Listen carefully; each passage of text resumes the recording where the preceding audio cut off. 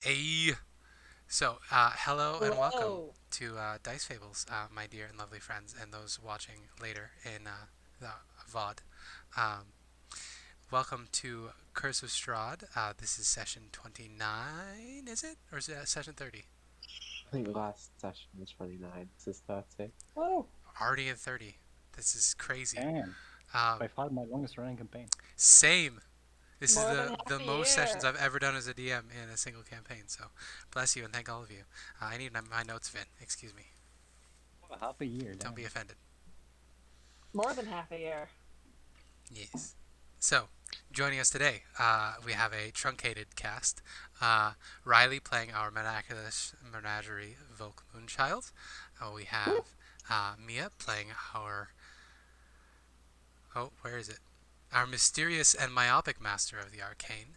And we have Astora playing, as always, our um, resident good drow and maiden of Elistray, Diana Lothryn. So, with with that out of the way, what happened last time, you guys? We cleaned up We a fight killed that it. we already had won, and then we outbeat. And then we went into another fight that we basically already won. Yep. Yeah, we finished up with Babylon Saga. And in the end, we ended up burning down her huts. All our gold and gems cracked and melted under the heat. But Who we did needs manage wealth to get anyway? out some magic items, including a Scroll of Revivify and the Book of Strahd and Celina's um, Rod of Power, Staff of Power. That's true. As well as a what was the thing that Volk got other than the I book? got a book. Yep. I don't think it's The not that Tome of I Strahd. important, think but this is. I'm pretty sure this is the second time I've played a PC in Curse of Strahd who got that book. yeah. We had a It's only the small second time I've played Curse of Strahd. as we like watched the hut smolder. We had a small talk about how much Barovia has changed us. How when we first came here, we probably wouldn't have killed Babylon Saga, or at least there would have been some resistance. Both That's would true. have.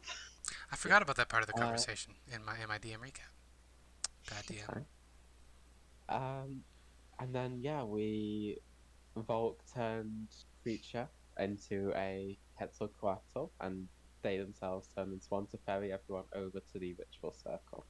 This is true. And when we got there, we see all the druids ritualistically stabbing themselves in the chests, falling over, just a pile of corpses that, after a few seconds, begins to rise as a some form of demon, as well as some Bunch ghouls of and ghouls.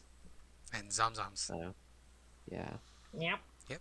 some like corpse raiser demon or something. Yeah. And they were praying. They had forsaken Mother Night and Strahd as false gods, and they were praying to uh, a drow name, which you have no memory of. Something from the abyss, judging from the By all monster. context clues, that would make sense. Yes. Yeah. Well, fur and shit everywhere now. Fuck you. Also, Uh, we had a conversation about immortality. Oh Red, yeah. the only true mortal in our group, yes, baby uh, boy red. declaring that he would love to be immortal, and the rest of us being like, Yeah. Diana was kind Red of was like, as long as I surprised. have the right intentions, I can be an immortal, and it won't get to me. Which I'm sure will definitely happen. I think one of the things he's like, if I had a purpose, then I wouldn't become lost, like Volk. That, And Volk's meanwhile silently. I think at that point I was like, I want to speak up, but I just said that I walked away, so I can't. Yep. Um, but I was basically like, I have a purpose: protect the forest. I still went crazy. Yeah. Oh, other things. Vasilka is continuing her journey as a Yep. person. She is getting used to traumatic events happening and being calmed down by Red afterwards. oh So no, she is still developing a awful. bit of an emotional dependency there. Um, Red gave her a gift, the stone, the good luck stone, or the luck stone. Well, Stone of good luck. Bullets, yeah. A little cat gemstone, a little magical cat stone that gives her Yay. some good luck. So she will be a little better protected. Um, yes, those are the things that happened last time, along with other things we forgot, I'm sure. We can jump right into it. Redmond had just raced into the fray to protect Preacher, and he felt the presence of something coming along behind him, quoting obscure, esoteric divine comedy as he went. Spooky. Diana, you are up Do next. So you are faced with the We're still on Quetzalcoatlus. the. We're still on splash page. Yeah. Oh, I'm sorry. The Spencer DM say sorry as quickly as possible in 30 minutes challenge. Don't worry. Yes. What's the So thing called again? Morazai. Oh, So right. the Morazai in front of you has been held by Celina's clutch magic spell. The one thing that she can hold in this group of monsters. And it has been grappled by the Quetzalcoatlus, which you can tell by the beating of Volk's wings will go straight up in the air and drop it. Echo is currently facing down aghast. He was shocked by static electricity that's circling around this place last time. And a zombie is behind you, trying to eat you. Yeah. Okay. The Mosai is paralyzed, so I'm Yes. just going to put all of my attacks into him. Okay. You might be Um, holding a corpse so- very soon, Volk. Yeah, all of them are crit. If they hit, it's a crit. And it's I advantage. really hope it just has like 1 HP left so I can drop it and smash. Well, it's currently at full HP, so it's possible. I'm not gonna bother. Put away. Get off to a crit. 1, 2, 3. Okay. Yeah, It but has an they're- AC of 15. Oh, they have advantage. Sorry, yeah. I'll just Okay. roll. I'll just roll. Because at against present they all of them. missed. What's that? At present they all missed. Because this has an AC of 15.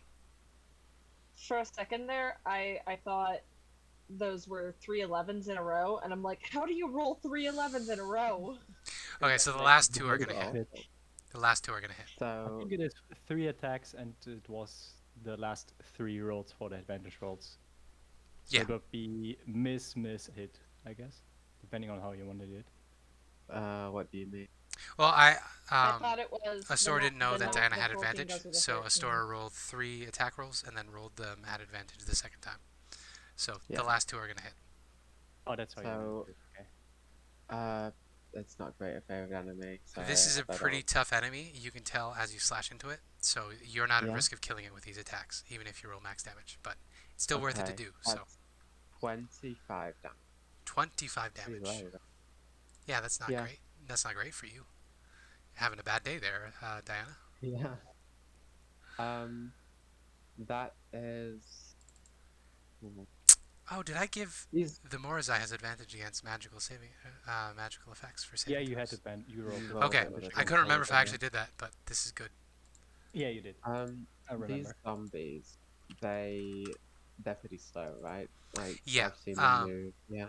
Yeah, so the ghasts you're familiar with. They have a stink cloud about them. The owl ghouls are a little concerning. They're ghouls with like bony armor plates, but the zombies are pretty standard affair. Okay. Where is- Where? I'm gonna move to there. I'll take an opportunity attack on the zombie. What was your question, Riley? Where is this guy in the initiative? Which guy? The Morazai?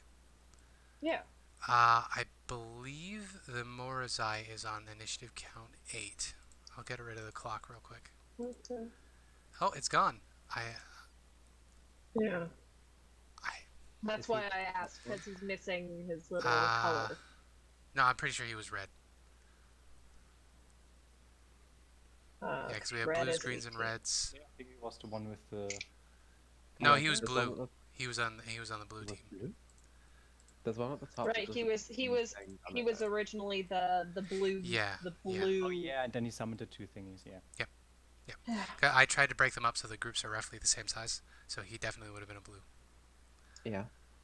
Okay, so you took an opportunity attack from the zombie. Zombie missed Yep. because it's a zombie. What would you like to do next? That's the end of my turn. Okie doke. That is the end of And Diana's then turn.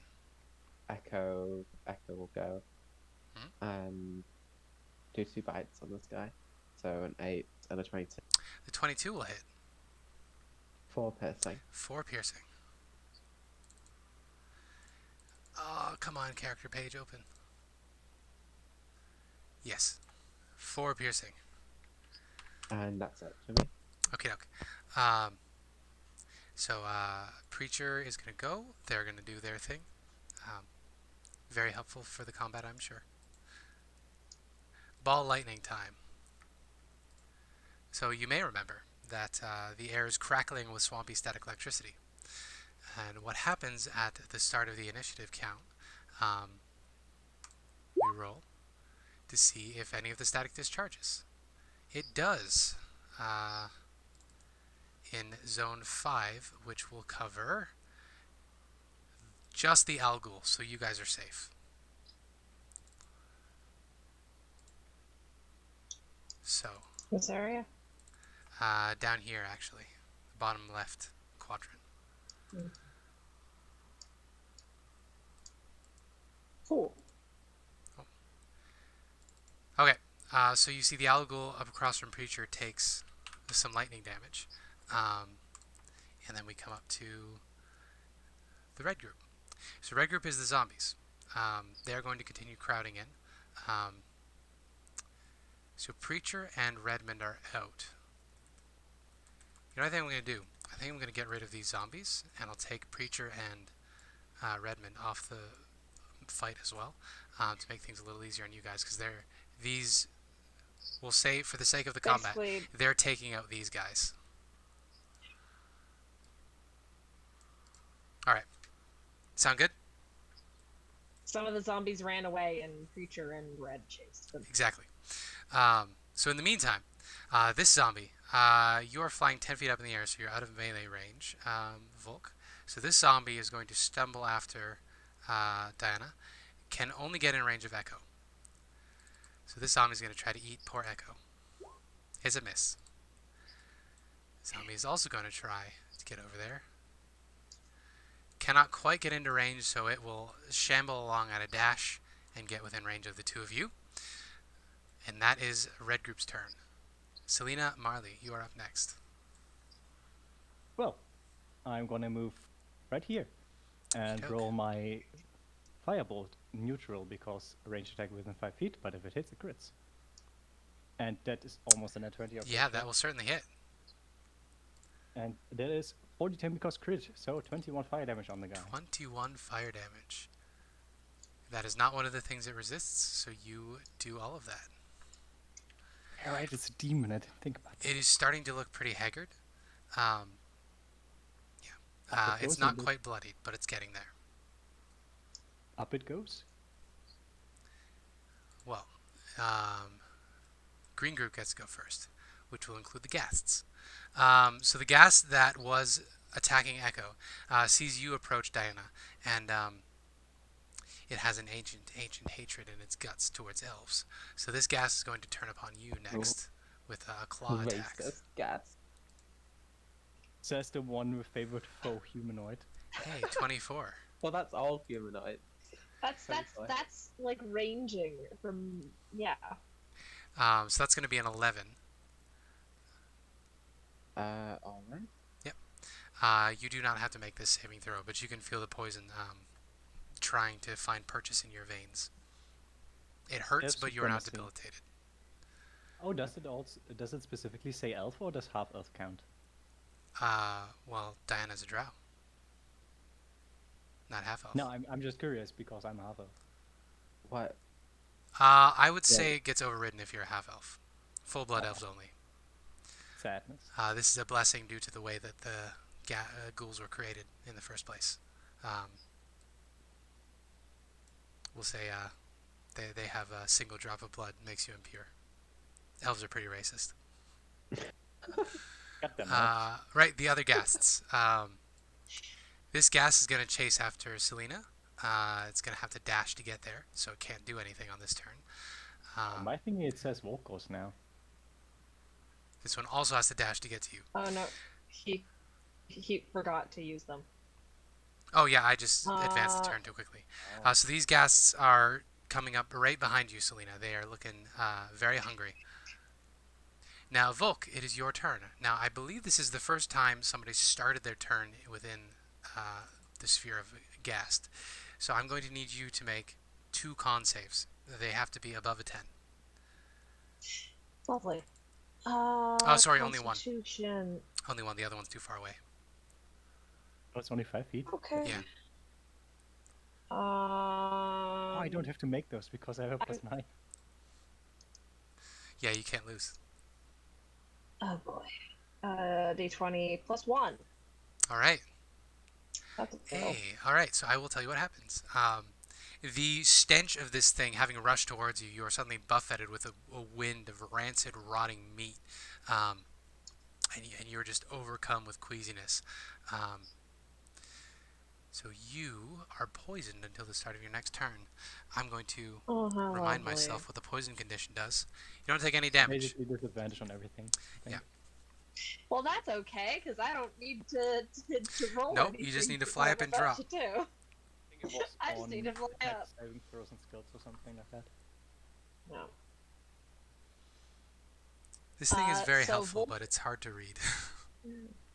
Oh yeah, I have one of those as well. I will wait until you make your decision for that.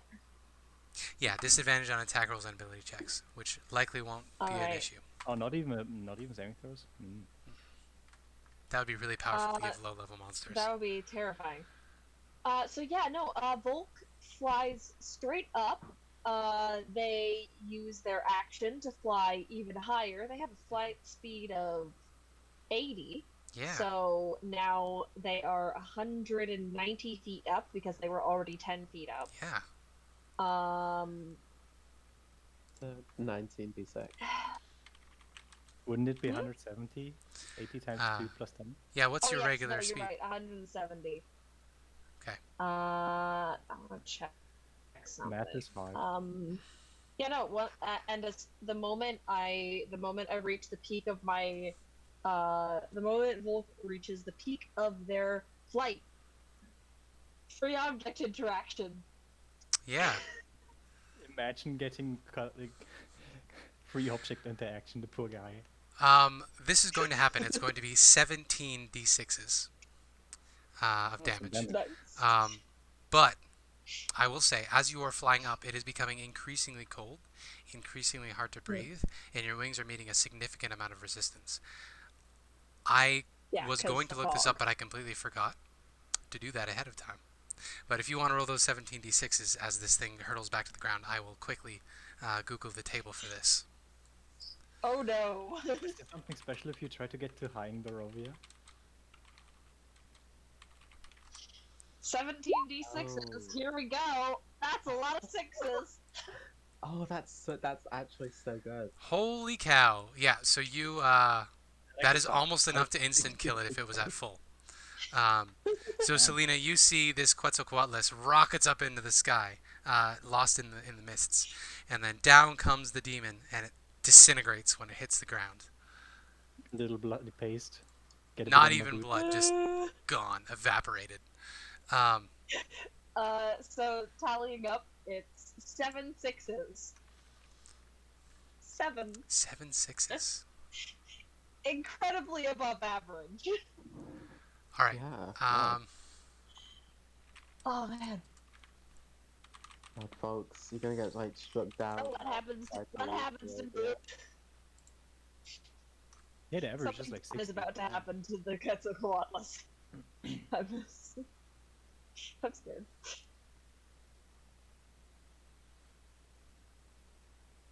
Okay, it's in page 61 of Von Richten's guide is what I'm looking for. I didn't find it with a Google search, so I'm going to have to do this real quick. I'm so sorry. I always forget something.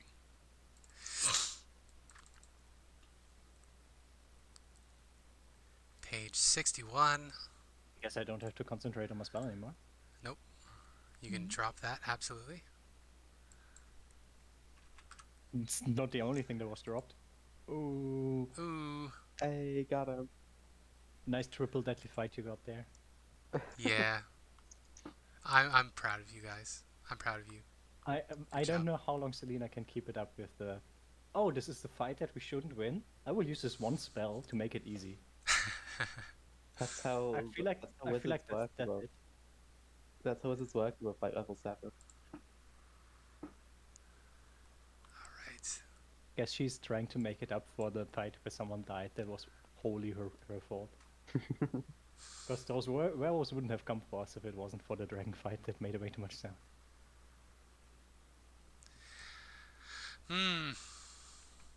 This PDF is broken. What is it that you're looking for? Do you want me to help find it? I know where it is. I just have to scroll down to it. It's what happens if you wander off into the mists in Barovia. You die! Goodbye, Volk. Well, there's a table, a helpful little table, which is going to be quite fun. Domains, there we go. Myths and metaphysics, life in the domains of dread, future domains. Oh, I went too far.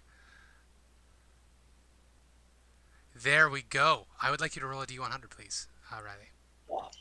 What's worse, high or low? No. They are all unpleasant. They're all Well, unpleasant. it's middle of the Nice. road, I guess. A 36. I'm about to die. You're wild shape Okay. suddenly, and you fall. So Riley, Volk is flying up in the air, and you begin to descend, but you can't find the ground, and you are flying downward Oh, back. lovely. From your perspective, this is your next turn reasonably, but you are continuing to fly, but you can't seem to find a way out of the mists. So I'd like you to roll a d6, please. Oh no. God. Goodbye, Volk. Oh, God. Sorry, Right. that was a D4. In 3 hours, you can No. roll on the table again. No, I Because you accidentally were rolled lost. a D4. Oh, okay. I accidentally rolled a D4. I then re-rolled a D6. So for the and next it was a- hour, you are going to be lost in the mists, after which point you can roll to see what you find in the mists. Oh my! It's a good thing I can. Oh, It's a God. good thing I can wild shape for more than an hour. Yeah. I think at I this would point, get I much think it's better like one. half But character yeah. level. Basically, you flew up into the mists, you let go of the Morazai, and then as you turned around to drop back down to join the fight, you found that you could not reach the ground anymore. It was just mist below you. Oh, how Goodbye, Volk. lovely. I can stay in beast shape for 4 hours. Good to know. Well, it's fine because I can wild shape into cat form because I have another wild shape. It's true, and your I cat could form can now stay fly. That I could stay in that form indefinitely. Yep. Oh boy, All right. it's a 39. Hey. So, blue group gets go. So this Algul, the beefed up, bony, spur covered barbarian ghoul, is going to run at you, Diana. It has to dash to get to you, but you are now being menaced by many undeads. Yep. Red and Preacher continue fighting their little fight on the side. It is yours and Echo's turn. Okay. I'm gonna hit that zombie one. Actually, no. I'm just gonna go for the ghoul. I'm gonna put everything on the ghoul until that thing dies. That's fair. So The ghast, one- you mean? Yeah, the tongue guy. Sorry. Fair. Oh, I'm sorry. Stench from the ghast. You started your Oh, turn yeah, next to it. yeah. So con save. Pardon. Sorry, You Vic. just make it. Okay, so Both of those hit. Yep. 18, 22, 30 damage on the ghoul. The gas. Yeah. You nearly decapitated. It is almost dead. Okay, and then I'll go for one more on it. 15. 15 will hit it. It has 2 hit points left. So you demolish this ghast. And then you hear a clicking, as if there's somebody next to you here, chiding.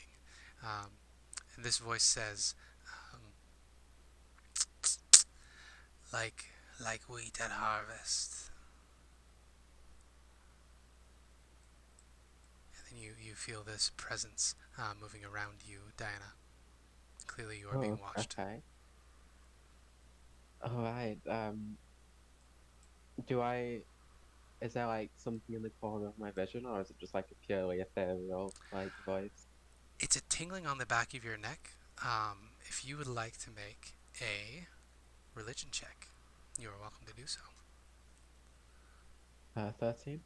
13. With a 13, you would be able to tell that this is some sort of spirit. This is a thing that is present, but not in the physical way that you are. Okay. I think in that case, I'm just gonna go with Echoes. Echo's gonna bite on the zombie to the right. Okay. And then 1, 2. Wow. Does that? Yeah. Oh. Pretty good turn. 18. Oh, sorry, 16 piercing damage.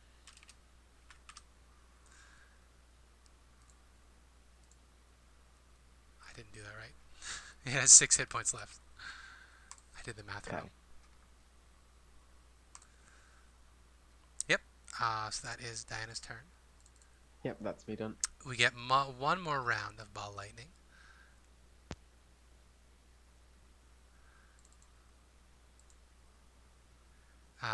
No lightning this turn.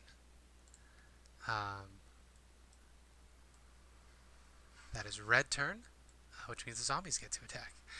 So one is going to attack Echo, and one is going to attack Diana. We get Got it. swings and swings. I believe those both miss. missed. Yep. Celina, are you going to clean up shop? I don't know if I want to spend more spell slots. Con save, by the way. Just for fun. Sure. That's so fun. You literally can't fail. Well, Yeah. we're really bad as well. Yeah, you're okay. Now, am I walking away from them so that they need to walk to me again next turn? Okay. But I get opportunity attacked? Or You do I do. disengage? You probably just want to. Can you fly? I cannot fly.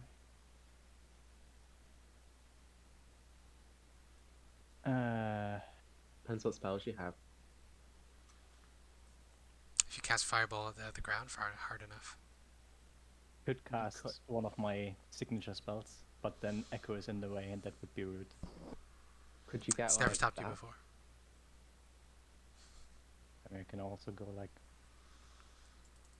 this. Yeah.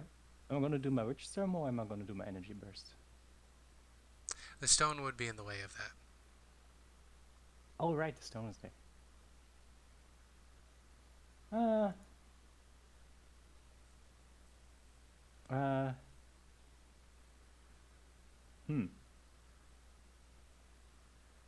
Wait, how would the cone go if I do it down here? I think it would hit all the people down there as well. This is really hard. Yeah, area of effects are rough. I will If you just have Fireball. Good. like this. I would say the footprint of this stone, you're looking at about that. That's what it would occlude for spell casting. How did I walk? I guess I can walk. Yeah, the two guys can opportunity attack me. All right, they will certainly do that. Let's see if I have to shield. Does a 16 hit?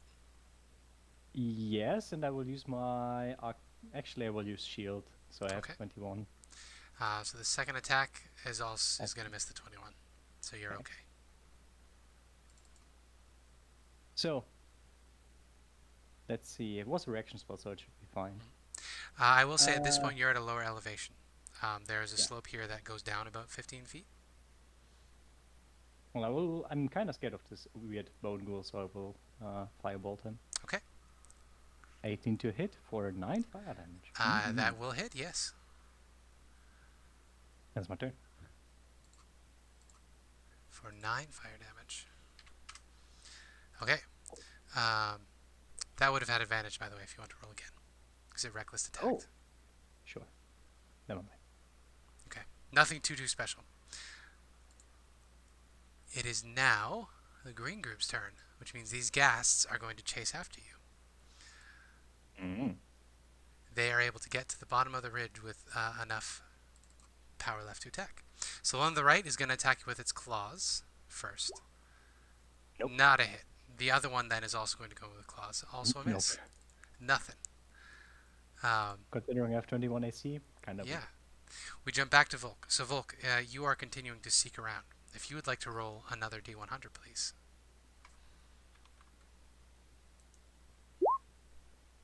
40. Roll another D6 for me, please. Oh, is it the same? Yeah, you hit the same spot. Oh my god, you will be All gone right. for 6 hours. 6 hours. Considering we are on somewhat little time, this might mean that Volk might not be able to get a long rest Oh, before we go fuck, to Castle yeah. Ravenloft. All right. The Algul is going to go now. So the Algul is going to re-up its rage, and then it is going to attack you, Diana, again. Okay. So it swings its nasty bony fingers at you. With advantage is still an 8. Yep. Yep. Nice 8. It is your turn now, Diana. How would you like to do this? Okay. I think this owl girl thing gets that, so I'm gonna get him first. Okay. You have advantage on all of these. Wait. Oh, advantage? Yep, Oh, see, because it hit reckless. Okay. Does the 17 hit, or should I just roll 1 for the 30? It has 13 AC, so they will all hit. But Oh. you can absolutely roll for crits. I will roll for crit. No crits. So... It has 19 hit points left, so I imagine this is the end of its unlife. Yeah, those first 2 would kill it, and then Okay. when I see it like fall, can I redirect the third one to the zombie on me? I'll allow it. Thank you. So what is the damage of the third one? 17. Oh, that was the 17. Or was it 13? 17 because I went dead. Right. Okay. What does Echo do?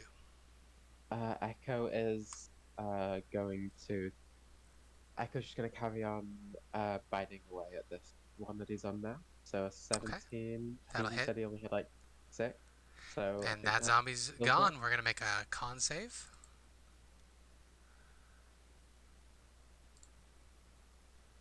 Oh, Still up with no. 1 hit point. Okay, and then Echo's going to try just keep gnashing at this thing until Alright, it it has goes down. fallen down at this point. And yeah, there you go. And 9. Alright. Oh my god. So this zombie is now prone as Echo is tearing into it, doing his best. Tankier than the mod eye? Yeah. That's Cedric. I have had him in my game. Yeah. He will not die. It will take 10 plus hits. So, as you guys are involved in this fight, you notice that Volk hasn't returned. And something else notices that Volk hasn't returned. And Celina, you here this time. There's a presence shifting around behind you, watching what you're doing as you face down these ghasts, and it says, "You seem to have lost your friend. I don't know if they're coming back."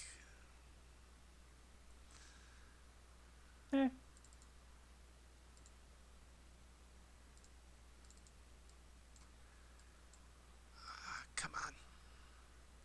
Nobody gets hit. Okay.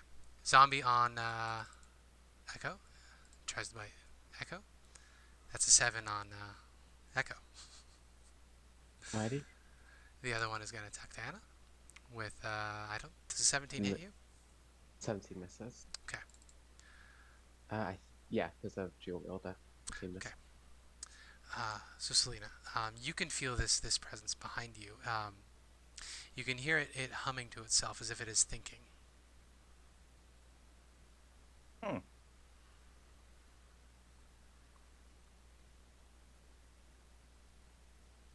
I don't really have a way to see invisible things, or things that are not physically there. I wish I had, but I don't.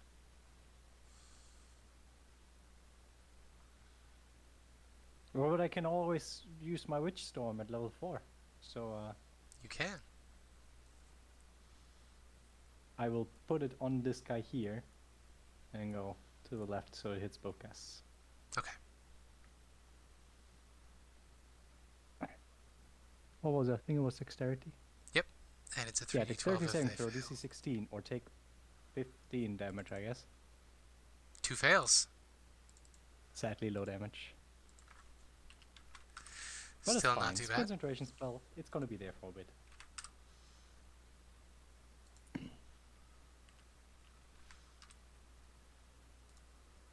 Okay. They are still up. It is their turn. Come on, hit me. They are going to do this. Are you sure you want that? Yeah, those actually both hit. So 9, Constitution save for concentration. Wait, no, for the poison thingy, other poison thingy, and I guess concentration, even though it doesn't matter. Yeah. Look at that second one though. I wanted it too. Yeah. You have Slipping in there. Warcaster and Resilient Con. Yep. Oh my god. So you are burning, but you are not paralyzed. Now Volk, I will say you are not having a great time up here in the mists. Could I get another D100 roll from you, please? Oh Yeah, god, no, the, imagine that Volk is just stuck for like After a day. after the Quetzalcoatlus wild shape ran, I should probably get rid of that. After the Quetzalcoatlus wild shape ran out, Volk quite thankful that they had another wild shape in them, wild shaped into their preferred form, and basically did the shift thingy-majigger. I forget what it's called right now, but the thing where they change their appearance into like a pure white cat with albatross wings. All right. I think albatross, or no, not albatross, like Arctic tern wings, because those birds are made to fly just forever without resting, All right. and so they figured, I could do that. All right. So they just basically just glide through the mists. All right. So they don't die of exhaustion, hopefully. That works. That's a 25. All right. So you are gliding endlessly, and you hit the same spot in the frickin' table again. So I need another D6 from you. This is amazing. Be gone forever. All right. It's Apparently another you will 3 be gone for hours. 9 You're in hours. purgatory. Oh fuck. Reasonably. I can sleep in the air. So we have a voice telling us our friend is gone and will never come back, and then we could take a long rest here and they would still not be here. At this At point, what yeah. point would the group just leave and be like, okay, they're lost forever?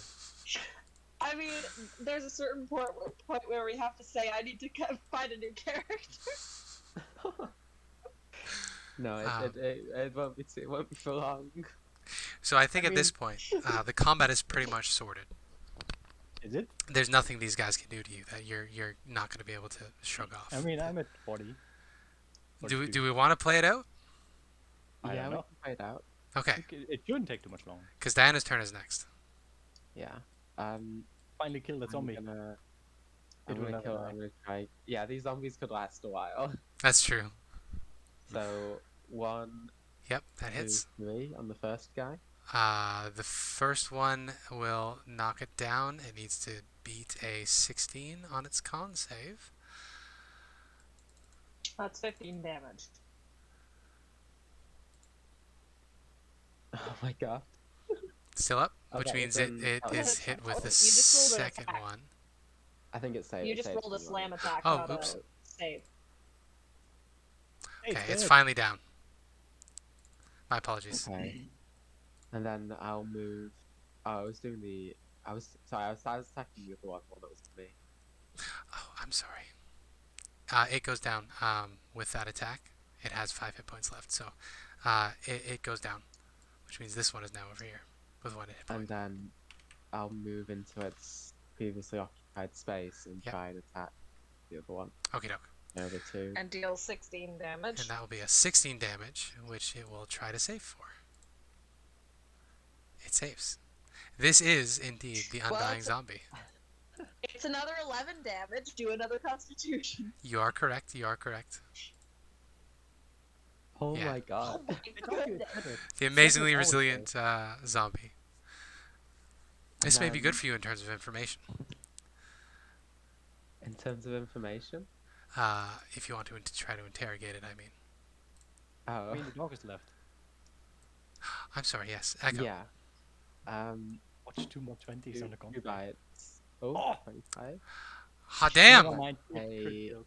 That's a 12 and a 4. It doesn't matter. If it crits, it kills it, then it Yeah, doesn't get to it's roll. done. Does it? Oh, okay, Yeah. nice. Nice. One of the Nice. few things people always forget with zombies. Okay. Well, then the second one can go towards the gas. They're 15 feet down. Yeah, it's out of range. There's a drop oh. there. Okay, yeah, no, I see it. I'm gonna jump. I'm gonna slide down this cliff. Take a bit of That works. falling damage. Oh, hi. Yeah. It's not steep enough. With 15 feet, if you're doing it intentionally, you're going to be okay. Okay. There's okay. enough of a slope that you Um, can drag yourself down. I'll just after I finish off those zombies and before I jump down, I'll just like look up at the clouds, see if I can see where Volk is, and just shout up, "Volk, is there something? Is something attacking you up there?" There's no response, but I'm You just see gonna no go response. down, yeah. It's hard to see the sky, in fact, for all of the storm clouds above the menhirs. Okay, yeah, that's it for me. Oh, the red is gone. Red is gone. Celina, you're up next. So, bonus action Witch Storm. So, Yep. 2 dexterity saves again. Or 20 damage. Hey, Well, they both succeed, so they take 10. okay. They are both still up. I shall attack the left one. Actually, I have it, so why not? Give me another double dexterity save. Or Okay. sword burst. Okay, sword burst. So you are surrounded by spinning blades. What are the colors of your magical blades? How do they look? They are lovely pink. Because Celina likes pink. Lovely pink. That's beautiful. 2 fails. That is enough to kill the I gas just on the realized right. that Laura is next to me now. I forgot that she's not up there anymore. That's true. Yeah, Well, but dexterity. So unbeknownst to you, Diana, you are suddenly riven with spectral pink blades. Let's get a dexterity save. Okay. Well, so they're trying to kill us again with you. Now that the others are gone, 22. Yeah, you're fine. yeah, you don't take any damage. Nice. Nice. It's not even half. Just backstab now that everyone's I like. just know that you preoccupied. would have easily dodged that. It's Exactly, only this- yeah. You're just really confident there. You are dancers. You should know your way around the sword dance. Come on. Ghoul is going to make, or the gas is going to make one final attempt to get something off of Celina. Does a 17 hit you?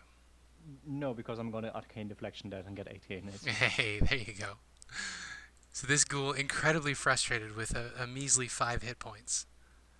Gets blasted by Witch Storm or slashed apart by Diana, whatever happens Yeah. first.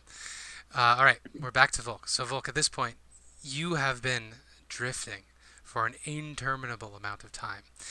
You're beginning to lose track of yourself, your time. At a certain point, your wings have become so tired of holding up the air that you've just sort of let go. And even plummeting, you stop feeling the breeze after a while, and you're falling through nothingness. It is mind-numbing. It is deeply upsetting. It's just endless gray in all directions. So I would like you to roll another D100. Is it the same thing? No, you finally broke out. Okay. Now I would like you to roll another D100, please. God. So many tables. Okay. Oh, it's high. So, Volk, you come out of the mists finally. You've just completely given up at this point as you're hurtling down. You finally emerge out of the mists, and you are up in the air. You are plummeting towards the ground. You see below you the Luna River. Wings. You can stretch them out and catch yourself. But the area looks a little different. The circle of menhirs, your friends are gone.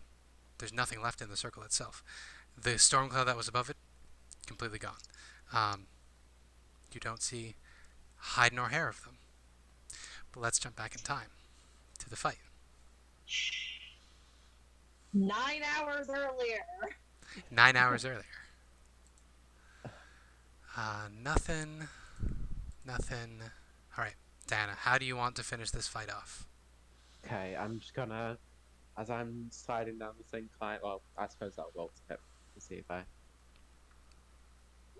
2 hits on the last one? On the Yeah, last two? so it had 5 hit points, which means your first one is enough to take it out entirely.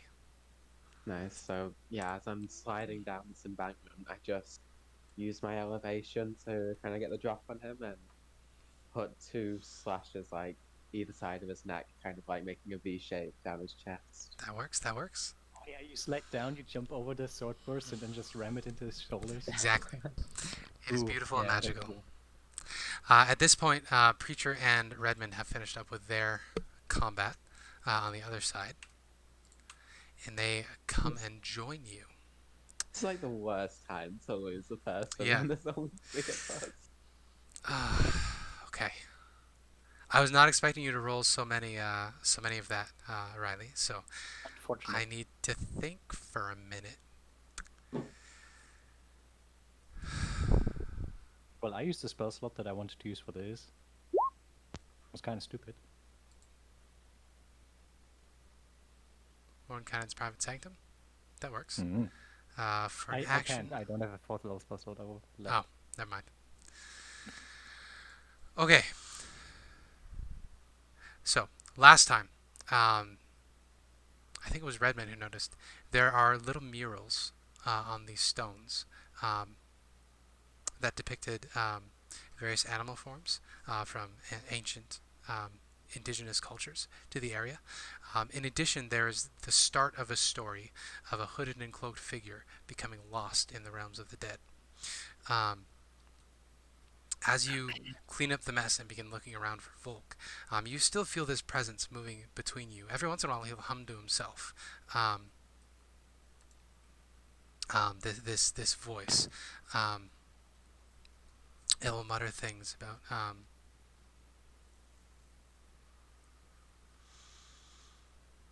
I'm completely thrown. I'm sorry.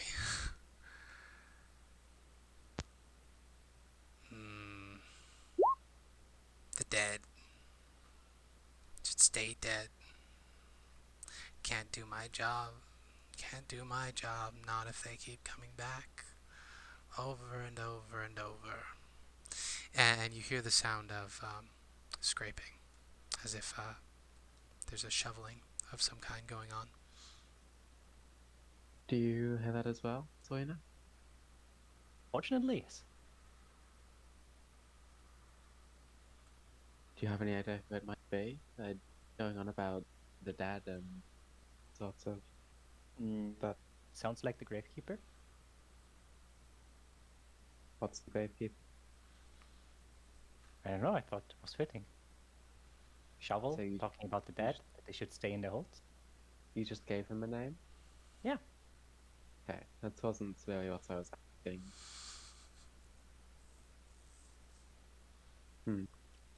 I will ask you at this point, what would you guys like to do, the two of you? I think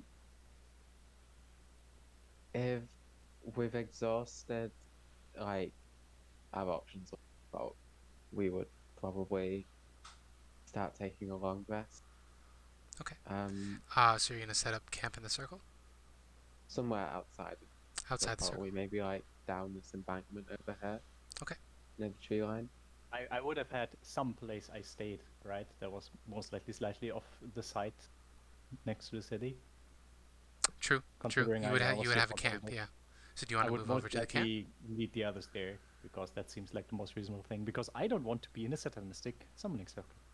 I think it would probably be better if we Diana would probably think it's better if we stick around the summoning circle in case Volk comes back. Because we've not seen their body, we know they're not dead. They've been. I mean, they went somewhere. into the mist. You are not supposed to go into the mist. It's kind of a bad thing. But they might find their way back. Unlikely. They have the Book of Strahd that's tied to Barovia. Van Rixen said that all you need is something with a strong emotional attachment. I think. Well, that is if you go plane hopping. You need something as an anchor to lead you to the plane that you want to go to. This is a bit different. How is this different? Well, she pardon me, they haven't really left this plane. And I don't think they know how to plane up. Well, if they're still in Barovia, should be able to find their way back, right? They've not left. Good question. You hear a voice interrupt this thought. Time is broken here, just as the plane is broken. You go into the mists, you don't know where you'll come out or when you'll come out. Who are you? And Sounds just like Van speaking, like Richten. up to the sky, like kind of. It does sound like Von Richten. I changed my voice. Would be interesting if it was him. Who am I? Yes, what are you doing here? What do you want? Are you the person who resurrected all these druids? Me resurrect? No. I'm not the type to do that sort of thing. No, I do the opposite. I take them away. To where they're supposed to be. But we're in Barovia, everyone stays there.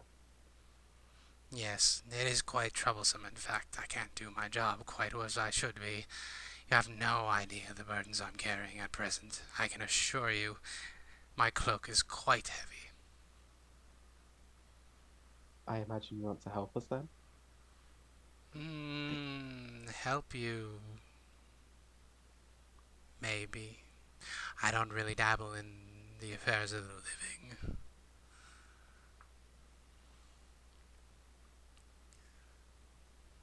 Well, would you mind telling us what your name is at least?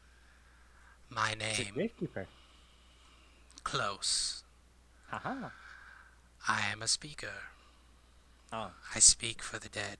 A gallows speaker, if you will. Dissentis.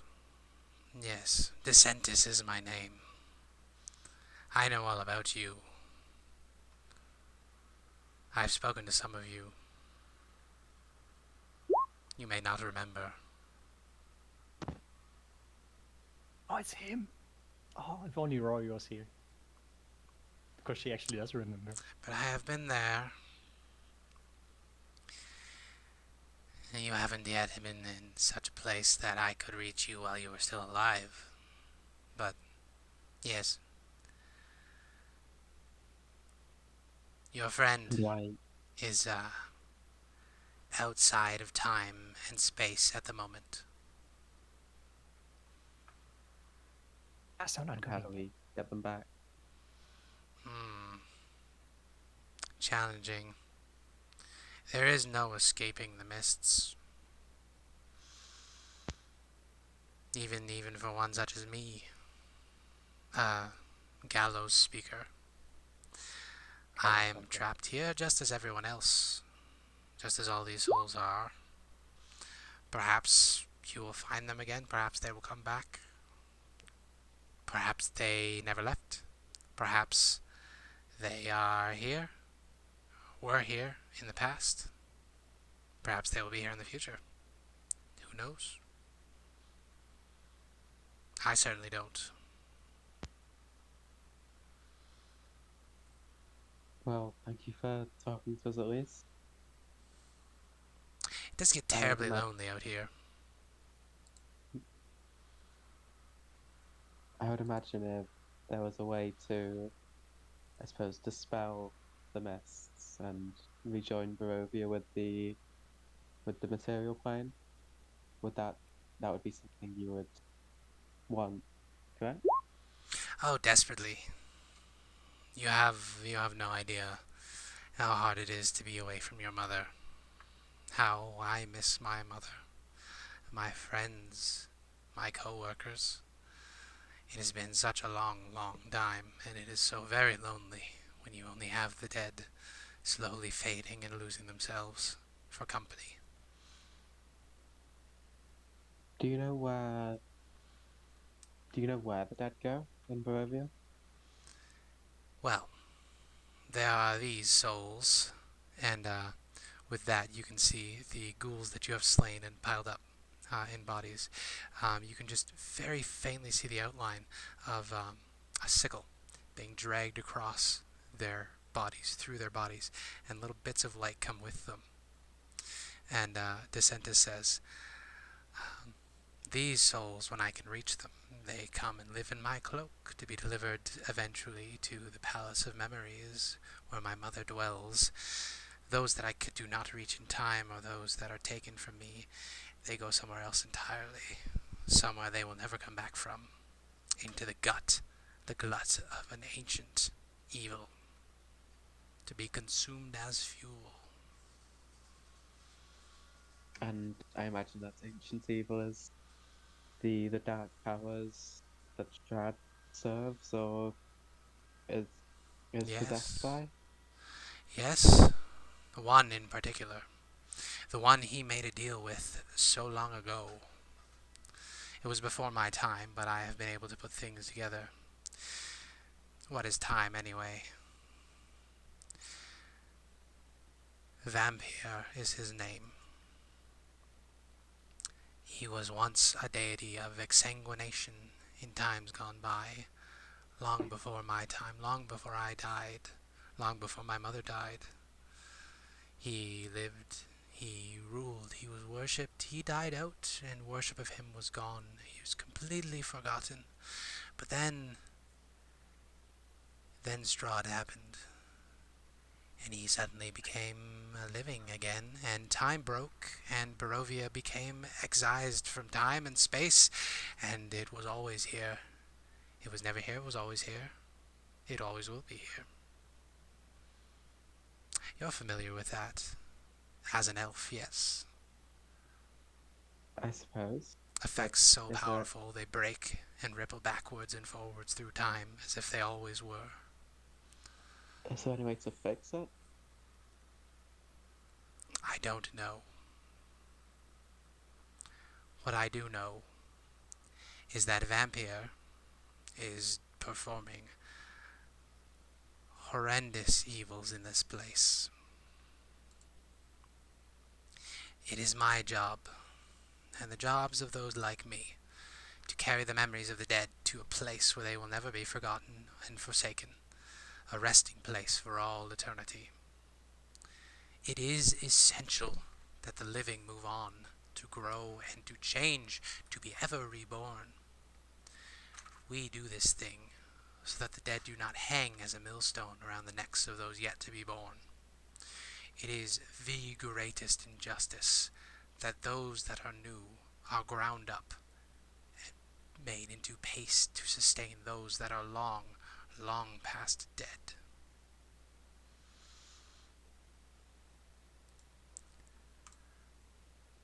I understand what you mean. The old must go, be allowed to die. Do you know about the Amber Temple? Do you think we could find more information about Vampire there? That is where he was, and that is where his peers currently dwell. Their tendrils are already in you. How do you think you manifested such miracles? You didn't do them of your own accord. As charming as that handsome, scarred rogue next to you is, you cannot raise the dead on sheer force of will alone. Are you saying that all of our magic is from them? Maybe not all of it, but they are interested in you. I can see their fingers in your deeds, in your actions, in the abilities you have been granted. I cannot quite identify them. These are beings long, long since dead and faded.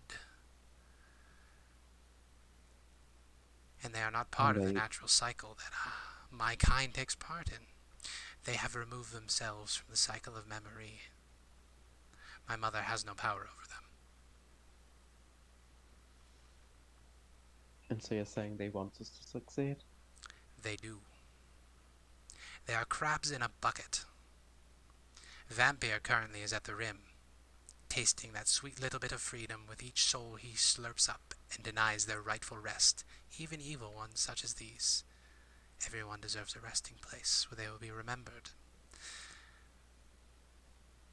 But his fellows do not like this fact. They want to be the ones on the rim and leave all of their wretched companions behind in the bucket. I am just a simple harvester of the dead, but I think if you manage to play them against one another, you might be able to perhaps unseat Vampire, break the cycle enough that maybe there need not be a Barovia like this anymore. Then I can leave, take those souls I've managed to gather with me to their final resting place. Give us a chance.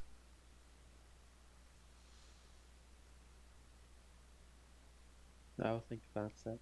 But how are we to do this? So some ritual we have to perform? Is it force of will if we want vampire? Oh, probably. I've never done any of this myself. I've been dead a long time. I don't do much in the material plane anymore. Perhaps Strahd. Strahd is the key. He is what Vampire is using to prop himself up. He is a straw, which Vampire is using to slurp the marrow out of these bones. Break the straw. Maybe you'll have a chance to reach the god himself. Okay.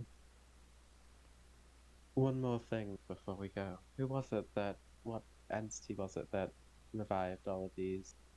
Was that vampire or No. some other dark power? Oh, you wouldn't remember her, would you? And then he says a name. Where is it? Oh, sorry, the abyssal name?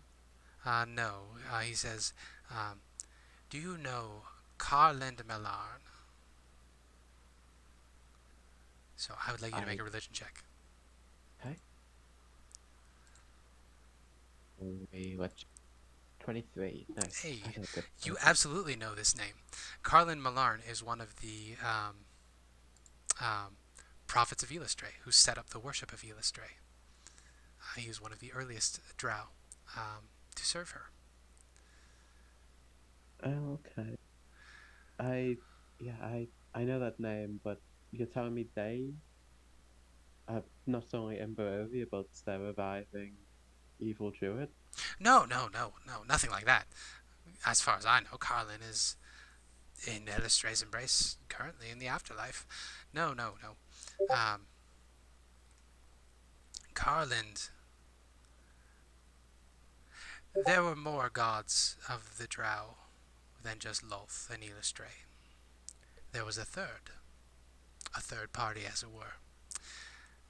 Neither of them liked her very much.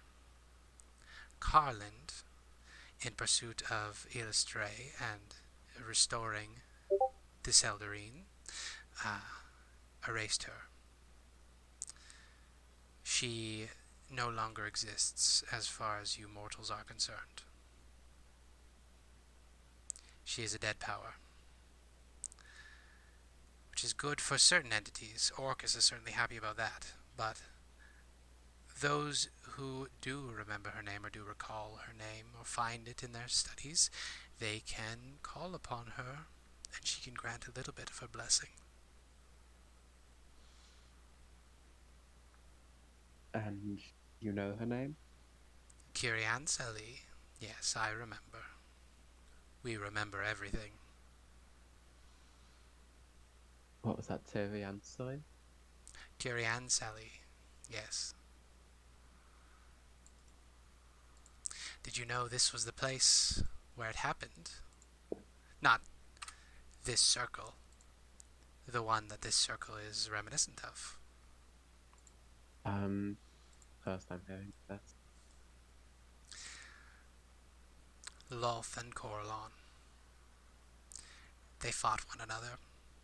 Loth was jealous. She turned Coralon's beloved daughter against him, convinced her to try to kill him. He was wounded terribly. It was split, the Seldarine. Some went down, some stayed up. It was horrific. You can see some of that depicted here, at the stones around you. And the elves were divided against one another and fought one another.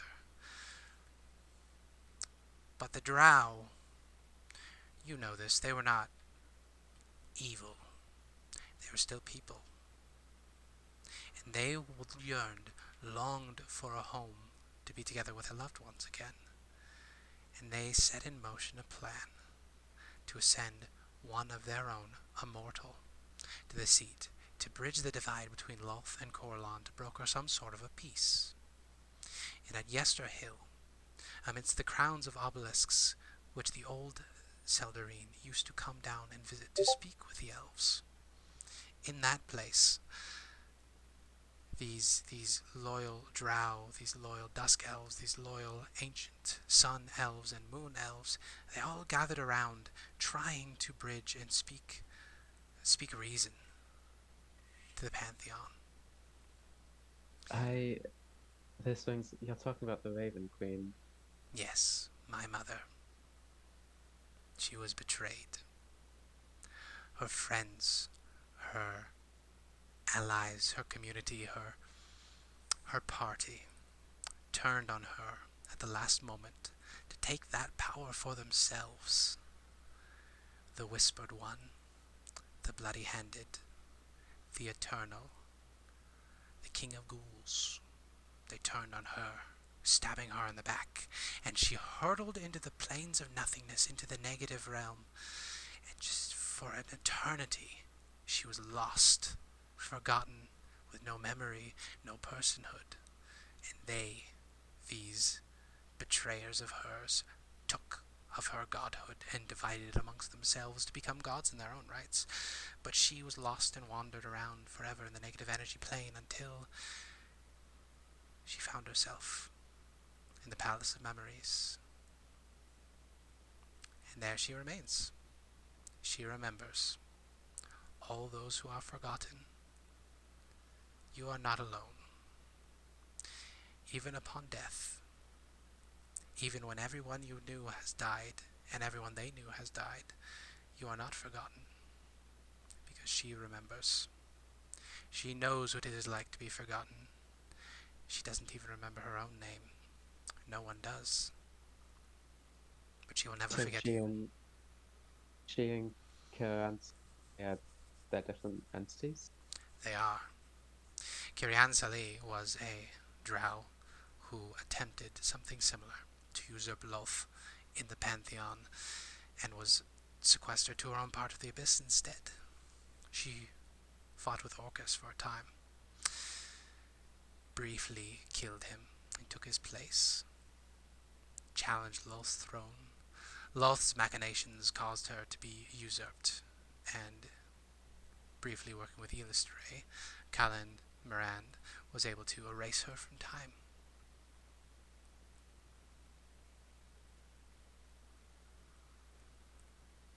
And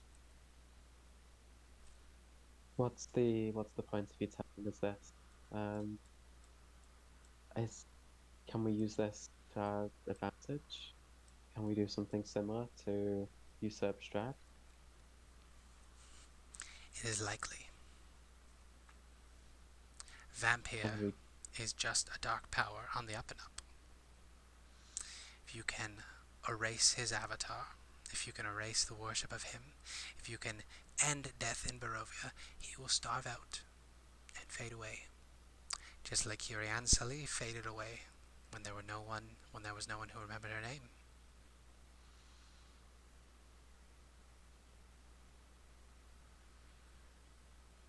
So we should do that here in this circle?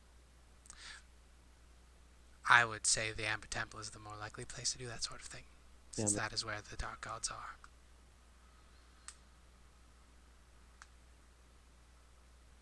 thank you for telling us this. I think we'll be able to make use of this. Thank you for speaking with me.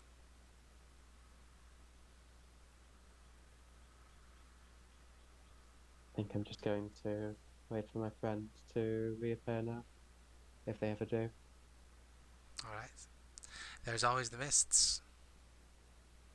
I don't think it's worth risking my own fate as well. They are capable. They'll be able to find their way back. Very well. Okay, and I'm just going to join Celina at her campfire. The presence withdraws, and you can take a long rest if you like. Long rest time. Woo. Okay, so I apologize for the exposition soup. no, it was No, good. So Kieran. Oh, I did have a name written down. Where did I get that from? The druids were praying to her last time. Okay, yeah. So from Good. much older editions of D&D, she was a third god that the Drow could worship.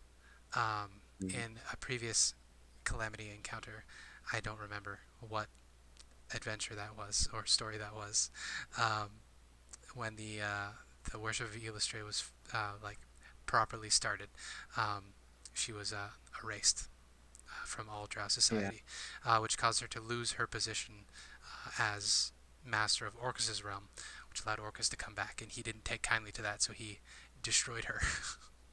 Yeah. So the follower of Illustrae they were the one who erased Currency. Yes. And then So, DeSantis is saying that it's probably possible to do something like that here. Now, I'll erase the worship of vampire. Yeah. And the way you do that, the way you kill a god, starve him. Starve them of their followers. Starve them of their worshippers. And at present, there is no worshipper greater than Strahd von Zarevich. Yep. And Strahd just comes back whenever you kill him, because it's like a self-perpetuating cycle. Vampire keeps Strahd, and Strahd worships Vampire. Yeah. He's on life support.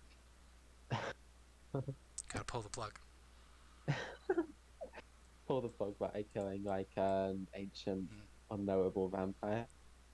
It's quite simple, really. You also know now that there are absolutely other dark powers that have been giving you gifts unbeknownst to you. You could possibly take advantage of that as well. Yeah.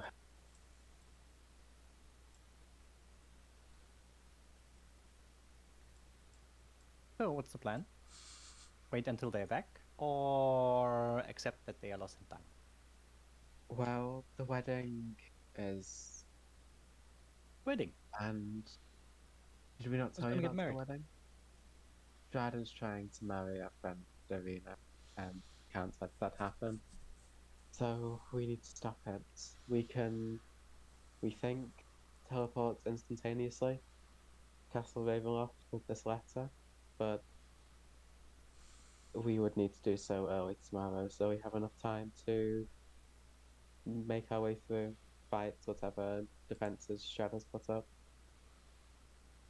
May I see that letter? I'll hand you the letter. I would like to do two things. One, obviously read the thing, and two, check the magic that is connected to this thing that apparently can teleport us to this castle. Yeah. So let's get an Arcana check. You can tell the penmanship, as far as you can tell. You haven't encountered much of Strahd's writing. Definitely Strahd. So this is a very simple... it's like an alert spell. I know there's a spell for this, but basically when somebody reads this and makes their intentions known, it sets off an alarm. So it's like a very simple sending spell. When you want to go to the castle, this letter will magically transport that message to whoever the courier is that will bring you there. It's basically like a Uber. This is your taxi service. So how was the letter worded? We are... You're cordially If invited. we use it, we are guests, and we will not be brought to harm, right? Yes. And then we Your can protection leave. is ensured for the duration of your invitation to the castle. How long is the invitation to the castle, though? It's for dinner. You can take that as you will. Well, I think he's a proper gentleman, so obviously, the dinner is over once we leave. Yeah. Yeah, we. And if he we doesn't do it like well. that, then I will call him out on being a little shit. And we are definitely not powerful enough to fight Strahd as he is. We planned on getting Arena, finding the skull that belonged to Arkenvoss gold, and finding one of the gems that grants Strahd his divinity. The last one is his sword. I doubt we could like steal that from him easily. Actually, I wanted to ask this. Alistair, are they like physical sword, or is it literally like his sword is made of air? So what you have learned about the sword is that it was a Yeah. thunder elemental, which Yeah. used to be one of the elemental guardians of this land for the indigenous people. There was the thunder guardian, there was the ancient ancestral tree, and the two of them. There were others, but those are the important ones for the sake of the story. Yeah. Strahd defeated him and killed the tree. So Yeah. So he bound the elemental. Could we physically take the sword away from him, or is it something like a magic spell that he controls? Oh, well, that to me sounds like an Arcana check because that is a planar question about the I way that know, planes but work. we've seen him use the sword, right? There. Yes, he summons it from nothing, and when it leaves his possession, Okay. it is gone from him. What check did you say? That would be an Arcana because this is a bit of planar knowledge. So Diana would have a hard time doing this, but this is something I would say Celina is probably more adept with. I got a 19. 19. So All right, 19 isn't too bad. Um, oh no, this is something that I don't know very well. Yeah. So it sounds a bit like he used the gate spell on the elemental itself. Because you can use the gate spell to summon a creature whose name you know, and Celina doesn't know this, but the players know this, that he like summoned it by calling his name. So it feels like it's something along those lines. Yes, so he would have defeated it, and then he would have had to bring it into, broken it with Kazan's help to basically make it his servant. Basically lobotomized this elemental demigod to make it his perpetual servant. There could be ways to wake it up. If you can find a way to break his attunement to it, the sword would no longer obey him. You don't know if that would bring the elemental back, but you would be able to break its attunement. If you could manage to do that somehow, that would be a way to achieve it.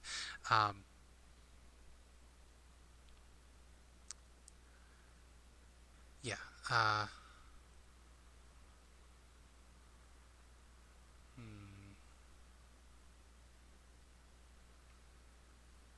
We're reaching the limits of my world building here. I'm sorry. No, don't worry. It's fine. Yep. So if you wanted to try to appeal to this elemental on its own, you would have to find a way to appeal to the nature of a thunder elemental. To try to convince it to be on your side, in a similar way to the way Eilina took Strahd's cape from him. But other than that, the way to break this magic would be to either wake up the sword, like delobotomize it, get it to become a conscious being again, break Strahd's attunement with it, or try to find some way to appeal to the sword to get the sword on your side so it will willingly end the attunement with Strahd. Yeah, okay. You're going to need more information on that. It's going to be a case-by-case basis. But for all intents and purposes, the elemental died, and then the Alistair is the sword, is the corpse that's been repurposed. Yeah. I'm going to jump back to Volk real quick, if you don't mind. Yeah. Because Riley's looking a little bit bored. I would like you to make a perception check as you are flying over the Luna River and the Berez and the circle of stones. Oh. Yeah. It takes you a minute. Once you realize what's going on, you're a little bit upset with yourself for not noticing it earlier. But as you're flying above, the reason you don't see your friends in the circle, and the reason you don't see any sign of them anywhere, uh, is because the river is a lot smaller than it was earlier, and the town isn't sunk in the mud. In fact, it's all standing upright, and you can see people moving in and about the houses. Holy cow. You're in the past. Oh my goodness. You're only a couple hundred years late. 85 years, in Okay. fact. How many? 85 Did years, you in say fact. 85 years? Well, that's fine. I can wait that out. Yeah. But still, oh my goodness. Oh no. You can meet Irina before she meets Mordenkainen. You mean Celina?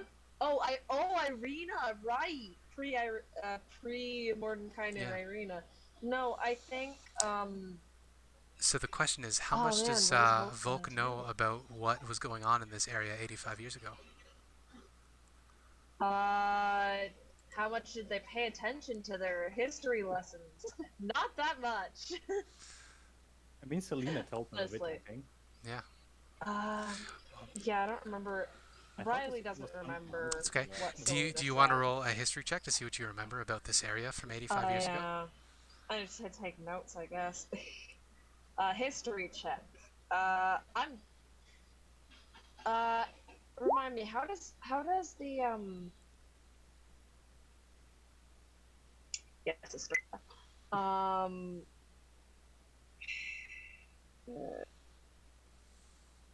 where am I going with this? I don't know. What was that? Oh, right. How did hero die work? It's Oh, advantage yeah. Before you know if you've after- succeeded, you can give yourself Yeah. another roll. Okay, we'll see what we do here because I want to succeed. I'll take the hero die. I'm not going to use. I got one higher. Hey. Yeah. So with 14, you know that 85 years ago, that's roughly about the time that Strahd would have come and destroyed the place. So whatever reason Strahd had to destroy the place. There was a prior. Riley remembers there's a prior Irina, and that's why it got sunk. Mm-hmm. Now I remember. Can I say that remembering the thing about being sunk is what triggered suddenly? Oh right, there was an Irina. That works. So Or since you are on your own here, and the rest of the party is in the future, and the rest of the party does not want to dive into the mists either, do you want to just walk through what sort of things you have done in the past 85 years? Because I know where you are in the present, but we can work on how to get there. Yeah. I am happy to basically live out the next 85 years. Yeah. in a few brief words. So you can settle yourself down into the village of Berez, and you can get to meet everybody. It's a very pleasant village. There's lots of kind people here. The economy is booming. At present, the Wizard of Wines is owned by the Kreskov family. There are no Mardikovs as far as you know. The wine is being distributed throughout the valley. It has wonderful restorative effects. It's been a good 50 years since anybody's seen Strahd. People are starting to talk about him like he was a myth. He's just a boogeyman story that they tell kids to get him to behave again.